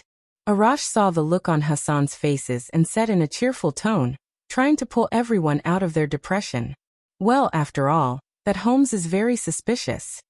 Cursed Wrist Hassan stood up, and then it was his turn to investigate the surroundings. Master Chaldea, they just went in with him. It was a reckless move. Hassan's tone was a bit harsh. Wasn't that right? He was worried about their safety, so he followed them. In the end, he was rejected. Anyone would probably be angry. But Master Tachika and the others seemed to trust that Wuming quite a bit. Because the other party had a good relationship with Wuming, he was also respected by Quiet Hassan. Well, Ms. Da Vinci and Ms. Matthew are very reliable servants. They will be fine. Arash comforted everyone. I hope so. Cursed Wrist Hassan said, jumped into the sandpit, and began to investigate. Hassan and Quiet Hassan did not speak again. Although Arash did not know these two, he also knew that these two did not like to talk, so he sat down and rested. Just then, the door of the Atlas courtyard opened. Gadotsi, Matthew, and Da Vinci drove out in 2 trucks with messy things. This made Big Face Hassan, Quiet Hassan, and Arash startled. They thought that something had run out of the Atlas courtyard. "Hey everyone, Da Vinci is back." Da Vinci, who was in charge of driving, said in a lively tone. Gadotsi and Matthew, who were sitting behind Da Vinci, smiled awkwardly. This car was temporarily put together by Da Vinci with the fragments of the alchemy creations on the way back. The purpose was naturally to collect the alchemy creations that Da Vinci was interested in along the way. Because Da Vinci used wood and minerals to make cars, Gadotsi and Matthew were not surprised that Da Vinci could make a car. "What are you guys doing?" Arash looked at the messy things on the car and was a little puzzled. "Ahaha. Da Vinci wanted to pick them up personally. We couldn't help it." Gadotsi scratched the back of her head. This was also why they were so slow. It did not take much time to fight all the way back, but on the way back they had to pick up garbage and wait for Da Vinci to make a car. That was why they were delayed for so long. "It's good that nothing happened. Did Holmes do anything to you?" Hassan asked worriedly. No, Mr. Holmes just gave us a tour of the Atras court." Mashu smiled. It was better to hide the things that Holmes told them about the burning of humanity. "It's good that you are fine."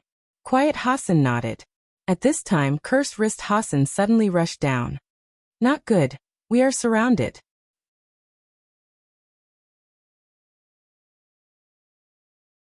Chapter 794. What? Whether it was Hassan, Arash, Gadotsi, or Matthew, everyone was shocked. "We're surrounded?" Da Vinci did not panic. Instead, he sat in the car and thought about something. "Mr. Cursed Wrist Hassan, did you see who the enemy is?" After getting out of the car, Matthew immediately asked Cursed Wrist Hassan, who had just gone to investigate. "They're from the Holy City. The leader is the Knight of the Round Table, Lancelot," Cursed Wrist Hassan said in a heavy tone.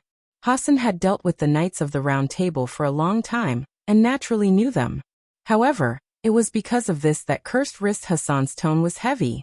Lancelot is known as the strongest person below the British Silver Dragon. It is said that other than the British Silver Dragon Villo, no one among the Knights of the Round Table can defeat him. Even Gawain, who was favored by the sun, was defeated by Lancelot in the mythical history records. Lancelot. Matthew was a little stunned, as if he was thinking about something. "Are you okay, Matthew?"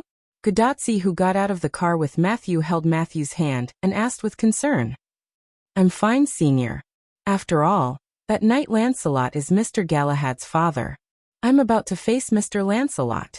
I feel a little strange." Matthew explained the reason with a strange expression. "Don't worry, Matthew.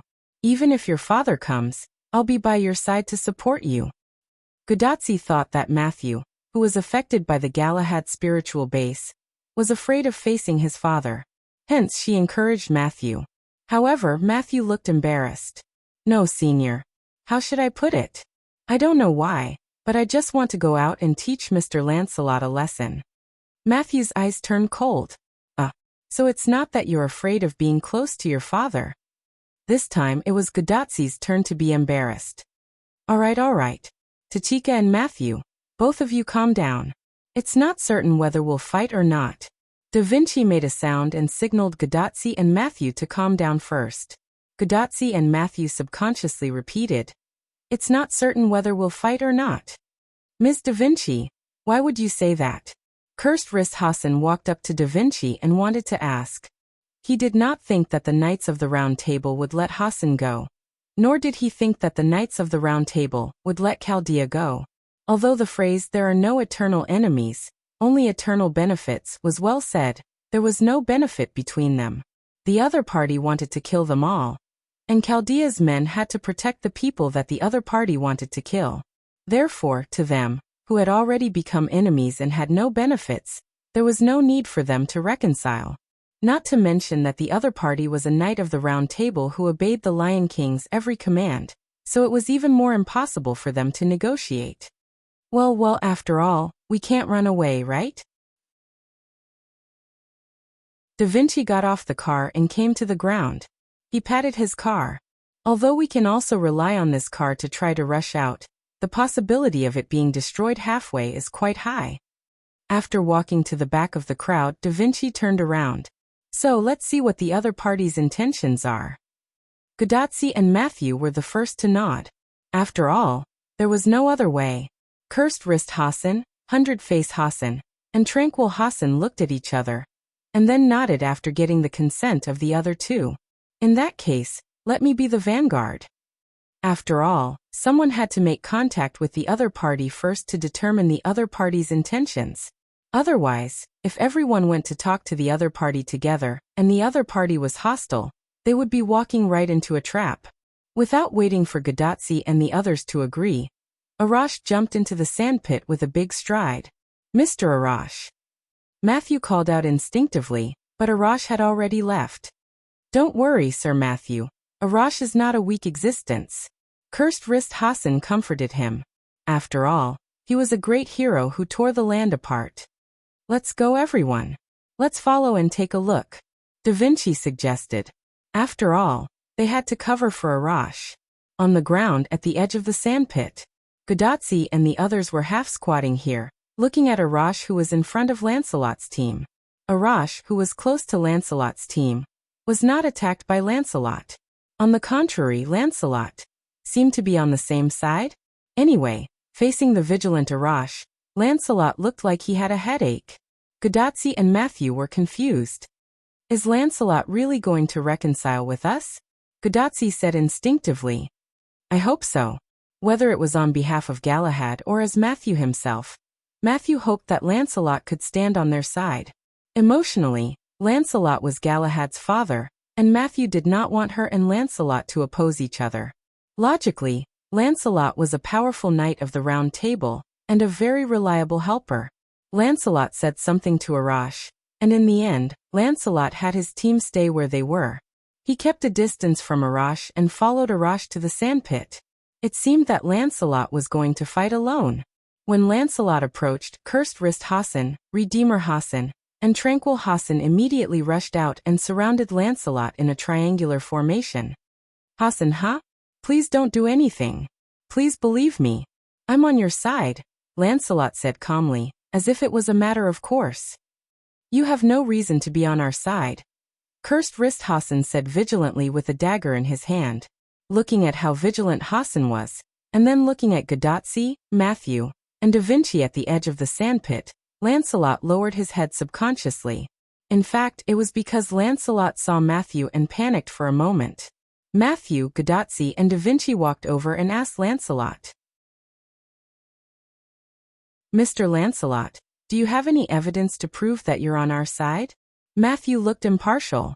Didn't Servillo tell you? Lancelot was puzzled. Gudatsi and Matthew looked at each other and shook their heads. Servillo didn't tell me anything about you.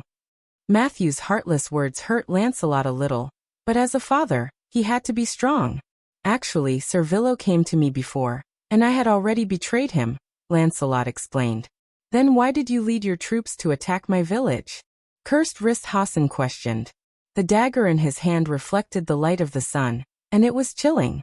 As if responding to each other, Redeemer Hassan's dagger and Tranquil Hassan's poison blade also emitted a strange light. Servillo asked me to continue to stay as a spy under the king, so I had to lead my troops to attack your village. Lancelot tried to explain, but Redeemer Hassan was the first to voice his disbelief. Quibble. Gudatsi and Matthew did not know what to do at the moment, and Arash also frowned. Da Vinci, on the other hand, smiled as if she had seen through everything, but she did not say anything. In this stalemate, a male voice came from behind Gudatsi and the others. All right, everyone put down your weapons. Lancelot is one of us.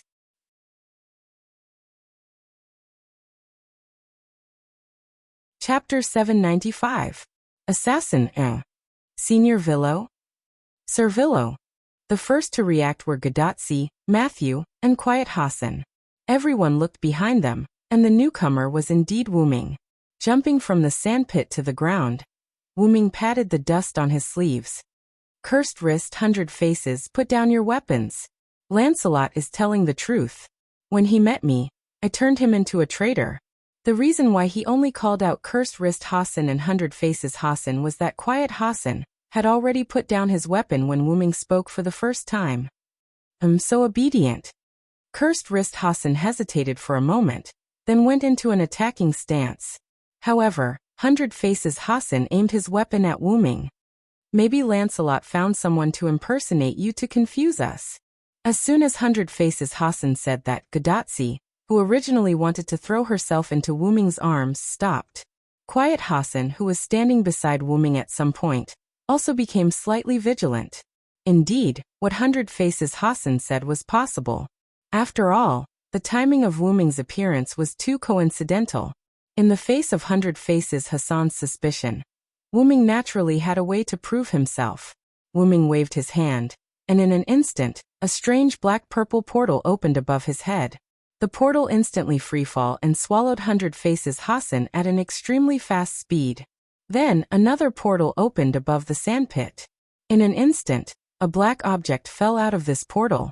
The former was the entrance, and the latter was the exit. Hundred Faces Hassan fell into the sandpit without a doubt. Thump! The sound of an object hitting the ground came from the sandpit. There was no doubt that Wu Ming transferred Hundred Faces Hassan into the sandpit. Only Silent Wonder would be able to use such a strange teleportation gate. It's the real assassin. Gadotsi was overjoyed. She threw herself into Wu Ming's arms. Wu Ming rubbed Gadotsi's little head and let go of her. He looked at everyone rather seriously. The holy city has been attacked. In the center of the holy city, the original holy tower was now in ruins. As if it had been set up by TNT, the entire sacred tower was completely reduced to ruins under the thunderous attack. Not only the holy tower, but the entire holy city was also affected. Houses collapsed, the ground was destroyed, and trees were burning as if they had experienced a natural disaster. From this, it could be seen how terrifying the lightning that struck the holy city was. In the ruins, a burst of mana suddenly burst out, scattering the ruins and wreckage. Wu Ming held Artoria in his left hand and Guinevere in his right. He released his magic power to protect them. When the lightning struck, Wu Ming reacted instantly, and took the lead to protect Artoria in front of him. Then Wu Ming opened a portal at lightning speed, and came to Guinevere's side on the lower floor of the holy tower. He rescued Guinevere, who was almost knocked out. As for how to avoid the damage caused by the explosion, Wu Ming took advantage of the gap after entering the portal, and not coming out. To be honest, if not for Wu Ming's quick reaction, Guinevere would have returned to the Martyr's Palace with the holy tower. Are you okay? Wu Ming looked at Guinevere with concern. Master Villo. I'm fine. Although Guinevere was indeed fine, he was definitely shocked. Being suddenly attacked by a missile, and only knowing after being hit, plus being at the scene, anyone would be shocked. Looks like it's the Sun King's doing. Out of Wu Ming's arms, Artoria looked calmly to the west. Alright, Artoria was a king, and a king would not be scared. The attack just now came from the west where the Sun King was. Then Artoria frowned and stared at Wu Ming and Guinevere. How much longer do you want to hug me? Wu Ming's mouth twitched as he let go of Guinevere's waist. But Guinevere had no intention of letting go. Ah, Master Villo, I'm so scared. Guinevere, who had his arms around Wu Ming's neck, leaned into Wu Ming's arms and rubbed against Wu Ming's chest. Wu Ming did not know if Guinevere was faking it or was really scared, but Wu Ming knew one thing. That was the veins on Artoria's forehead were popping. But Wu Ming could not push Guinevere away. After all, if he pushed away a cute girl who threw herself at him, he would not be a man. So, Wu Ming immediately changed the topic. So after losing the Holy Spear, the entire holy city has become ordinary? Artoria nodded matter-of-factly. After all, it was the Holy Spear that supported the defense of the holy city. After Bedivere returned the holy sword to me, Lungaminiad disappeared. It was like dripping ink into water, and the water would be assimilated by the ink. It was an irreversible process. But the defense of the holy city was supported by the Holy Spear. Without the Holy Spear, the holy city naturally became an ordinary city. The Holy Tower, which was the incarnation of the Holy Spear, also became an ordinary tower after the Holy Spear disappeared. The Sun King really knows how to take advantage of opportunities. Artoria looked in the direction of the Sun King expressionlessly, but the anger in her voice could not be concealed.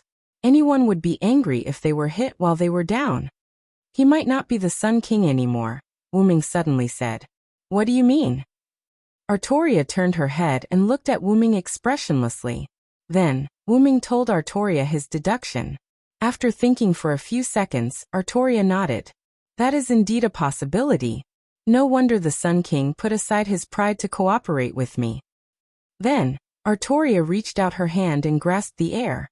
An invisible weapon appeared in Artoria's hand. It was the holy sword that withstood the wind enchantment, Excalibur.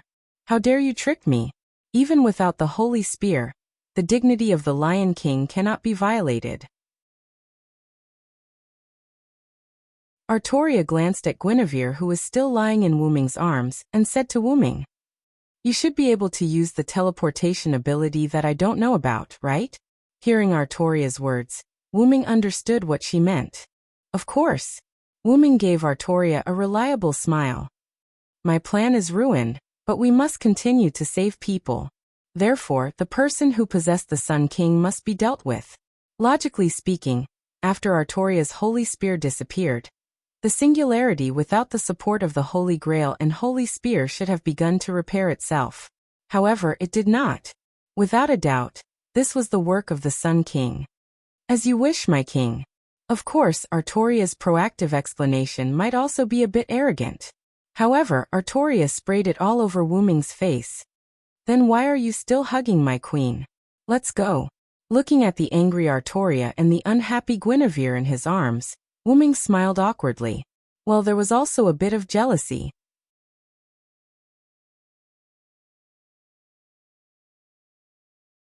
Chapter 796. The one who was most concerned about the attack on the Holy City had to be Lancelot. Sir Villo, weren't you the one who attacked the Holy City? Lancelot was quite puzzled and spoke carefully, afraid to embarrass Wuming. However, since Lancelot spoke, he would definitely embarrass Wuming. Wuming coughed awkwardly, and then began to explain. After I attacked the Holy City, someone launched a sneak attack from behind. Sir Villo, what the hell is going on? Lancelot heard and immediately became nervous. Although Lancelot betrayed, he betrayed to save Artoria. Therefore, Lancelot still regarded Artoria as the king. Don't worry, Lancelot. The Holy City was attacked by me. Before the enemy attacked, except for the king and the queen, everyone else had already left. Wuming explained to Lancelot quite calmly. In short, in this kind of situation, there was no need to worry at all. It seems that this is even worse. Matthew complained in a low voice, and Godotzi, who heard Matthew's complaint, nodded in agreement. Gawain and Egwene have already. Lancelot looked a little sad. Wuming meant that Gawain and the others had also left. Even if he appeared as a servant who had already passed away, Lancelot still mourned for Gawain and Egwene's departure. For Lancelot, the second most unbearable thing in the world was to fight with his companions and the king. Of course, the most unbearable thing is to turn against one's daughter, or son, and become enemies with one's mother. He patted Lancelot's shoulder, indicating Lancelot's condolences. Bedivere has already returned the holy sword to the king. The king and the queen are fine, and they have also promised us that they will fight the last enemy with us. This was good news for Lancelot. Is that so? The king is saved. Lancelot closed his eyes and sighed in relief. Even Matthew and Godotzi were delighted. Godotzi was happy to have strong support to help them, while Matthew had both the former and the joy of being saved by the king. After all, Galahad also influenced Matthew. Immediately after, Lancelot seemed to have thought of something. He suddenly opened his eyes and looked at Wuming. By the way, is Bedivere okay? After completing his mission, as an ordinary person who had lived for 1,000 years, he naturally turned into ashes and disappeared. Wuming tried to make his tone as calm as possible, trying not to cause panic. However, this was impossible. Hearing Wuming's words, Godotzi, Matthew, Da Vinci, Arash, Lancelot, and Hassan were all taken aback. Senior Villo, are you saying that Mr. Bedivere is a human? Matthew asked in disbelief. The others also looked at Wuming, as if they were asking for an explanation. So Wuming began to explain. It's normal that you don't know. I guess Bedivere didn't tell you. However, one thing is clear, Bedivere is a human and not a servant. This is true. This should be Merlin's ability. Lancelot sighed. In his impression, only Merlin had the ability to let an ordinary person live for so long. Then how did Mr. Bedivere live for 1,000 years? Matthew shook his lips and was quite sad. The others also lowered their heads to express their condolences to Bedivere, including Hassan, who had always been hostile to Knights of the Round Table. After all, unlike the servants, Bedivere was a real human being. An ordinary human being could live for 1,000 years. The point was that loneliness, that persistence, it was not something that anyone could endure and persist. Bedivere was able to survive alone. In addition to Merlin's help, there was also an extremely persistent belief. You must return the holy sword to my king. You must. With this in mind, Bedivere persevered and walked down this path, achieving success. So what Bedivere needed was not sympathy and pity, but respect. Bedivere left satisfied. You are disrespecting him, Wuming said in a joking tone. And with Bedivere's achievements, he will definitely become a heroic spirit. Even if he did not become a heroic spirit, Wuming would go to the Inhibition Force and ask the Inhibition Force to help Bedivere become a heroic spirit. Although becoming a heroic spirit was also a kind of torture, in another sense, Wuming believed that Bedivere would be willing. Of course, if Bedivere was not willing, Wuming would not force it. Bedivere succeeded in awakening the Lion King. What we need to do now is to fight the last enemy and repair this singularity. Wuming's eyes were firm as he spoke from the bottom of his heart. Yes. Matthew and Gadotsi replied seriously. After all, they would have a chance to see Bedivere in the future, so they shouldn't be too sad. Hassan and Arash nodded silently. Lancelot clenched his fists, and his eyes became firm. Good seeing everyone so energetic. This genius also cheered up. Da Vinci smiled and livened up the atmosphere. By the way, when Holmes said someone will take us to the Sun King, I thought that person was talking about Lancelot, but it turned out to be a Villo. It was precisely because Lancelot was the person who would take them to the Sun King that Da Vinci did not panic after knowing that they were surrounded by Lancelot. It is not wrong to say that Lancelot is the person who will lead you. After all, he originally had this intention. Wuming said, looking at Lancelot. Lancelot nodded knowingly. Indeed, after I retreated from the village of the mountain folk, I had a showdown with Nidicles. After all, the other party is an enemy. I wanted to help Chaldea get rid of Nidicles in advance to relieve the pressure. Then Lancelot showed a bitter expression. As a result, I didn't expect that the other party had already prepared a teleportation magic. However, when she left, she told me the current location of Master Chaldea, and asked me to come and help. So I came directly to Atlas Academy. It seems that there should be Nidicles magic at the entrance of Atlas Academy.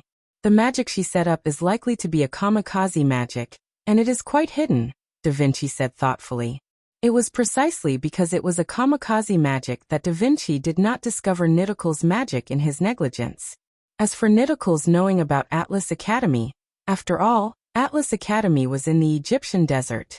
It was normal for Nidicles to know about Atlas Academy. Thus, when they entered the Atlas courtyard, they triggered Nidicles' spell, which allowed Nidicles to learn of their whereabouts. That's not right, Wuming suddenly said. Everyone looked at Wuming. Nidicles returned to the Sun King's great temple, right? Wuming looked at Lancelot. Lancelot nodded. It should be so. After all, she is one of the Sun King's people. But the Sun King, he might not be the Sun King anymore. Gadotsi said in a heavy tone. Then, Matthew showed a worried expression. Miss Nidicles is in danger.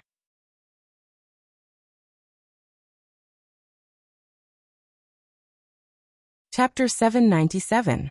5 kilometers away from the great shrine of Ramses II, a dark purple ripple appeared out of thin air. Wu Ming, Artoria, and Guinevere walked out of the portal that looked like a black hole. Is that the temple of the Sun King? Artoria was expressionless. She looked at the buildings in the distance with cold eyes. Although Artoria knew that the Sun King had a shrine, she had never seen it before. Ramses II was the same. He knew where the holy city was, but just like Artoria had never seen his great shrine, Ramses II had never seen the holy city, because both of them needed to stay in their headquarters. Because the enemy set up defensive spells around the place, I can't directly teleport in. Therefore, Wuming chose to open the portal 5 kilometers away from the shrine. Anyway, it was only 5 kilometers, which was not far for a servant. Of course, even if she was teleported to a place further away, Artoria would not care too much about it in her current state. Let's go, Artoria said coldly and handsomely. Then she started walking toward the buildings. This gave Guinevere a fright. My king, are you going to break in? It was not that Guinevere was scared, but now that Artoria had lost her holy lance, she might not be a match for Ramses II's great shrine. She was not afraid of dying, but she was against dying meaninglessly.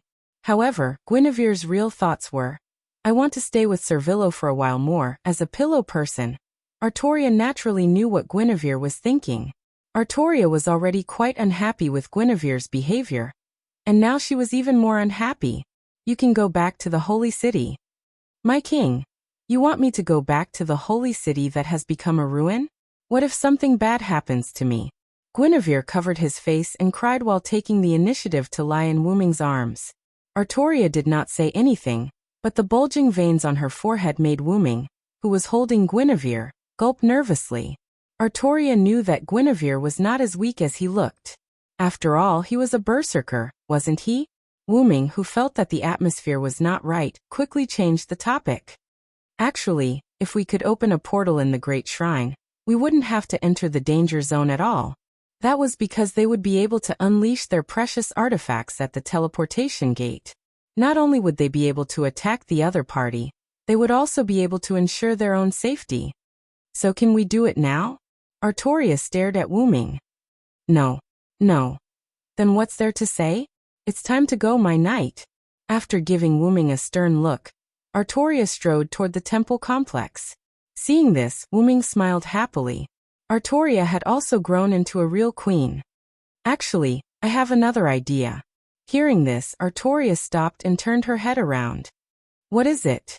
However, Wuming only smiled and kept her in suspense.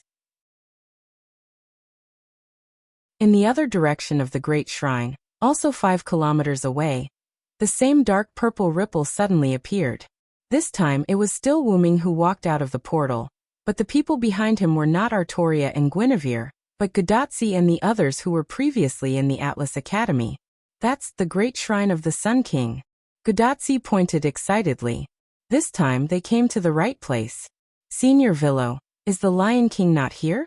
Is she not here yet? Matthew looked around, and then looked at Wuming in confusion.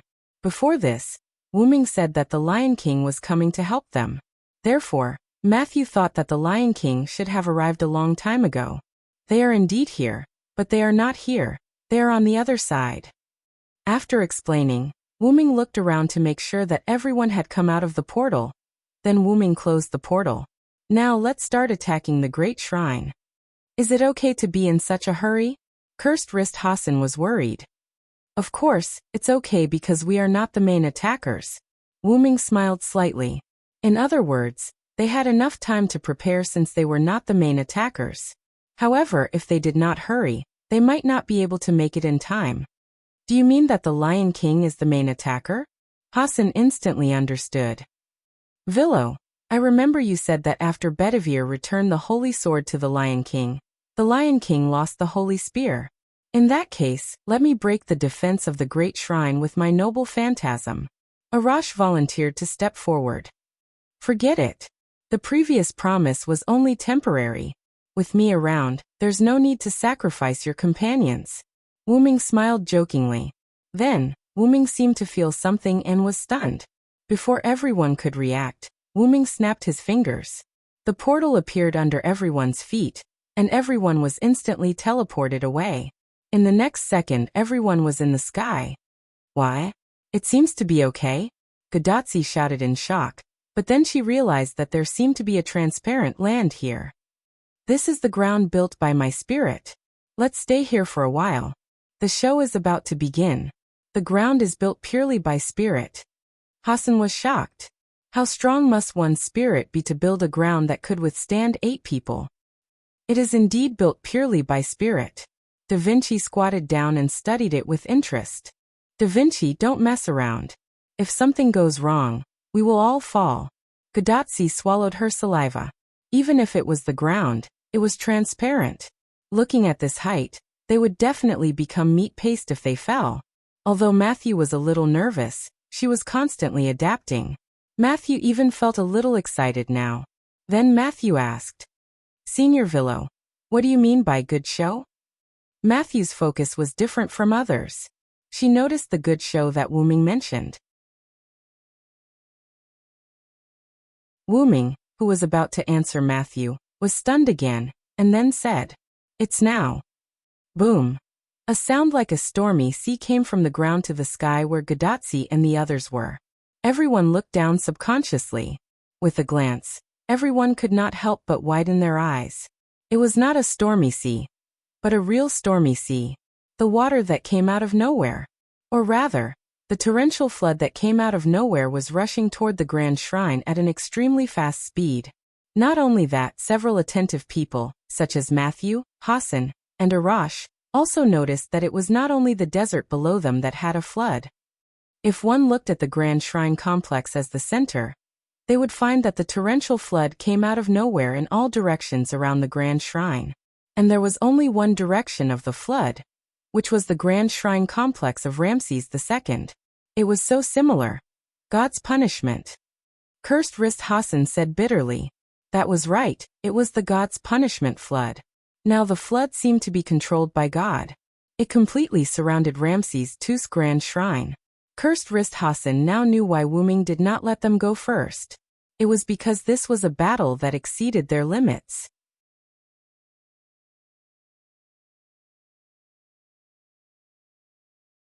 Chapter 798. On the other side, Wu Ming led Artoria and Guinevere to stand on the ground created by his spirit power. The golden color in his eyes, which represented his sorcerer's form, had receded, and his eyes returned to their original red color.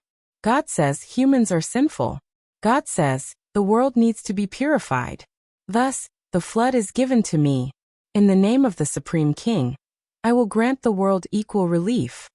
There was another way that Wu Ming told Artoria, and that was to use the sixth of Wu Ming's 12 forms, the flood. Like a divine punishment, the waves could crush everything. Half of the desert was turned into an ocean. Sand was tossed up and down in the ocean, making it look like a moving sea of sand. Guinevere was already dumbfounded by Wu Ming's display of such a terrifying attack. I didn't expect you to still have such an ability. Artoria was impressed by Wu Ming's ability. There was no doubt that he had reached the level of a god. The praise from Artoria, who used to be the goddess Lungaminiad, was the best proof of that. This is the power of a god that I obtained after killing a god. It's one of my trump cards. Wu Ming told Artoria the source of his power without hiding anything. I knew it was a trump card, but I didn't expect it to be one of your trump cards. Artoria was surprised. One of meant that Wu Ming had other tricks that were comparable to this divine punishment. Villo, you're so strong. Guinevere jumped into Wu Ming's arms happily. Guinevere was happy that the person he loved was so strong. Of course, being able to jump into Wu Ming's arms was what Guinevere cared about the most. The veins on Artoria's face bulged again. She resisted the urge to attack and looked at the grand shrine. Is that so? But you should know that the Sun King's temple is not something that can be destroyed that easily. When the torrential flood approached the edge of the great shrine complex, it was as if it had hit an invisible wall and was unable to move an inch forward. That should be the defense mechanism of the temple. After thinking about it carefully, the manifestation of the flood was not about how much damage it could cause. It was about the wide range of impact and the ability to crush enemies caught in the flood. Therefore, it was reasonable that the flood could not break the defense of the temple. Of course, I didn't rely on this power to break the defense of the temple. Wu Ming was right. From the beginning, he did not expect the flood to break the defense of Ramses II. As someone who also had a temple, Wu Ming naturally knew the power of the temple. As the master of the temple, not only could he make himself invincible in the temple, but he could also attack the temple. Even if the temple was attacked from the outside, the temple was not something that could be easily broken. Combining offense and defense wasn't just for show. Lightning. Lightning. Lightning. I am the conqueror who can defeat 1,000 with 100, 10,000 with 1,000, and 10,000 with 10,000. Now for me, who is standing on the side of justice, please shine brightly and bestow me with divine power. Without any hesitation, Wyrm quickly chanted the words, and arcs of electricity appeared on his body. Wyrm reached out a hand and pointed in the direction of the temple. I am the one who will crush all the enemies and hostility of humans and demons. After that, Wyrm clenched his fist, and the entire sea of sand turned into a sea of lightning. On the other side of the sky, Gadazi and the others were still immersed in the stormy waves of divine punishment. As expected, Senior Villo is so strong. Matthew even had the feeling that even if he used his noble artifact, he might not be able to withstand the stormy waves. It had to be said that ever since Matthew met Wyrm, he always had such an illusion. Don't always think so much, you have to believe in yourself. Wyrm suddenly rubbed Matthew's little head. As soon as Matthew spoke, Wyrm knew what he was thinking. Not only Matthew, but Galahad's personality was also a bit like Matthew. They always thought that they could not do anything. How would they know if they did not try? I know, Senior Villo, stop rubbing my head. Matthew blushed and escaped from Wyrm's claws. He hid behind Gadazi and tidied up his hair that was messed up by Wyrm. Out of kindness, Gadazi also helped to tidy up Matthew's hair, and complained to Wyrm. Really, assassin, don't tease Matthew anymore, she's my junior. Yes, in short, don't give up easily if you haven't tried. Wyrm perfunctorily responded to Gadazi's complaints, and then gave Wyrm some chicken soup for the soul. Although many heroes must have told you or conveyed a similar meaning, I still have to nag. Wyrm crossed his arms and looked straight at Matthew. Matthew, only in this way can you protect your senior in this time of danger. Matthew's heart had become a little relaxed because of his contact with too many powerful. Wyrm had to teach him a little lesson. In fact, the most important thing was that those powerful did not endanger Matthew's senior, Gadazi. If they did, Matthew would not relax at all. Wyrm believed so. That was why it was a little lesson and not a lesson that must be taught. Phew, yes, I understand, Senior Villo. Matthew took a deep breath, readjusted his state, and replied seriously. Of course, if Matthew wants to experience the power of this flood, I can spare some time to help you. Wyrm showed a mischievous smile. Please don't. Matthew shook his head violently and gulped. No one wanted to be on the edge of danger for no reason, except for those guys who wanted to find excitement. And it just so happened that Matthew was not a guy who liked to find excitement, although looking at the flood below from a high altitude was a little exciting. I really admire you guys. You can still chat in this situation. Da Vinci, who had lost interest in the ground constructed by mental power, interjected. Hassan of all faces and cursed wrist Hassan nodded wordlessly in agreement. Quiet Hassan, on the other hand, stood on Wyrm's side like a traitor. Ha, this is the only way to show the calmness of the strong, Arash laughed.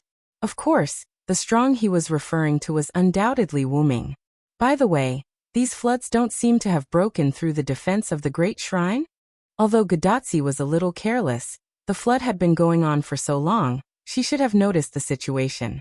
Ramses II's noble phantasm is both offensive and defensive. It won't be broken so easily. Da Vinci, who had been inside the Great Shrine, was the most qualified to comment. Don't worry, they have already started the next step. Wyrm said and turned to look in the direction of the Great Shrine. Gradually, there was a slight change in the sea of sand. A large number of electric arcs continued to emerge from the sea of sand, more and more, and then it exploded instantly. You're tuning in to the Li Mei's Sword of Destiny YouTube channel. We're so grateful for your support, and don't forget to subscribe to join us on this incredible journey through captivating stories. Your generosity through donations truly makes a world of difference, as it's the primary source of revenue that allows me to expand and enhance this channel for you. Thank you from the bottom of my heart for being a part of this adventure.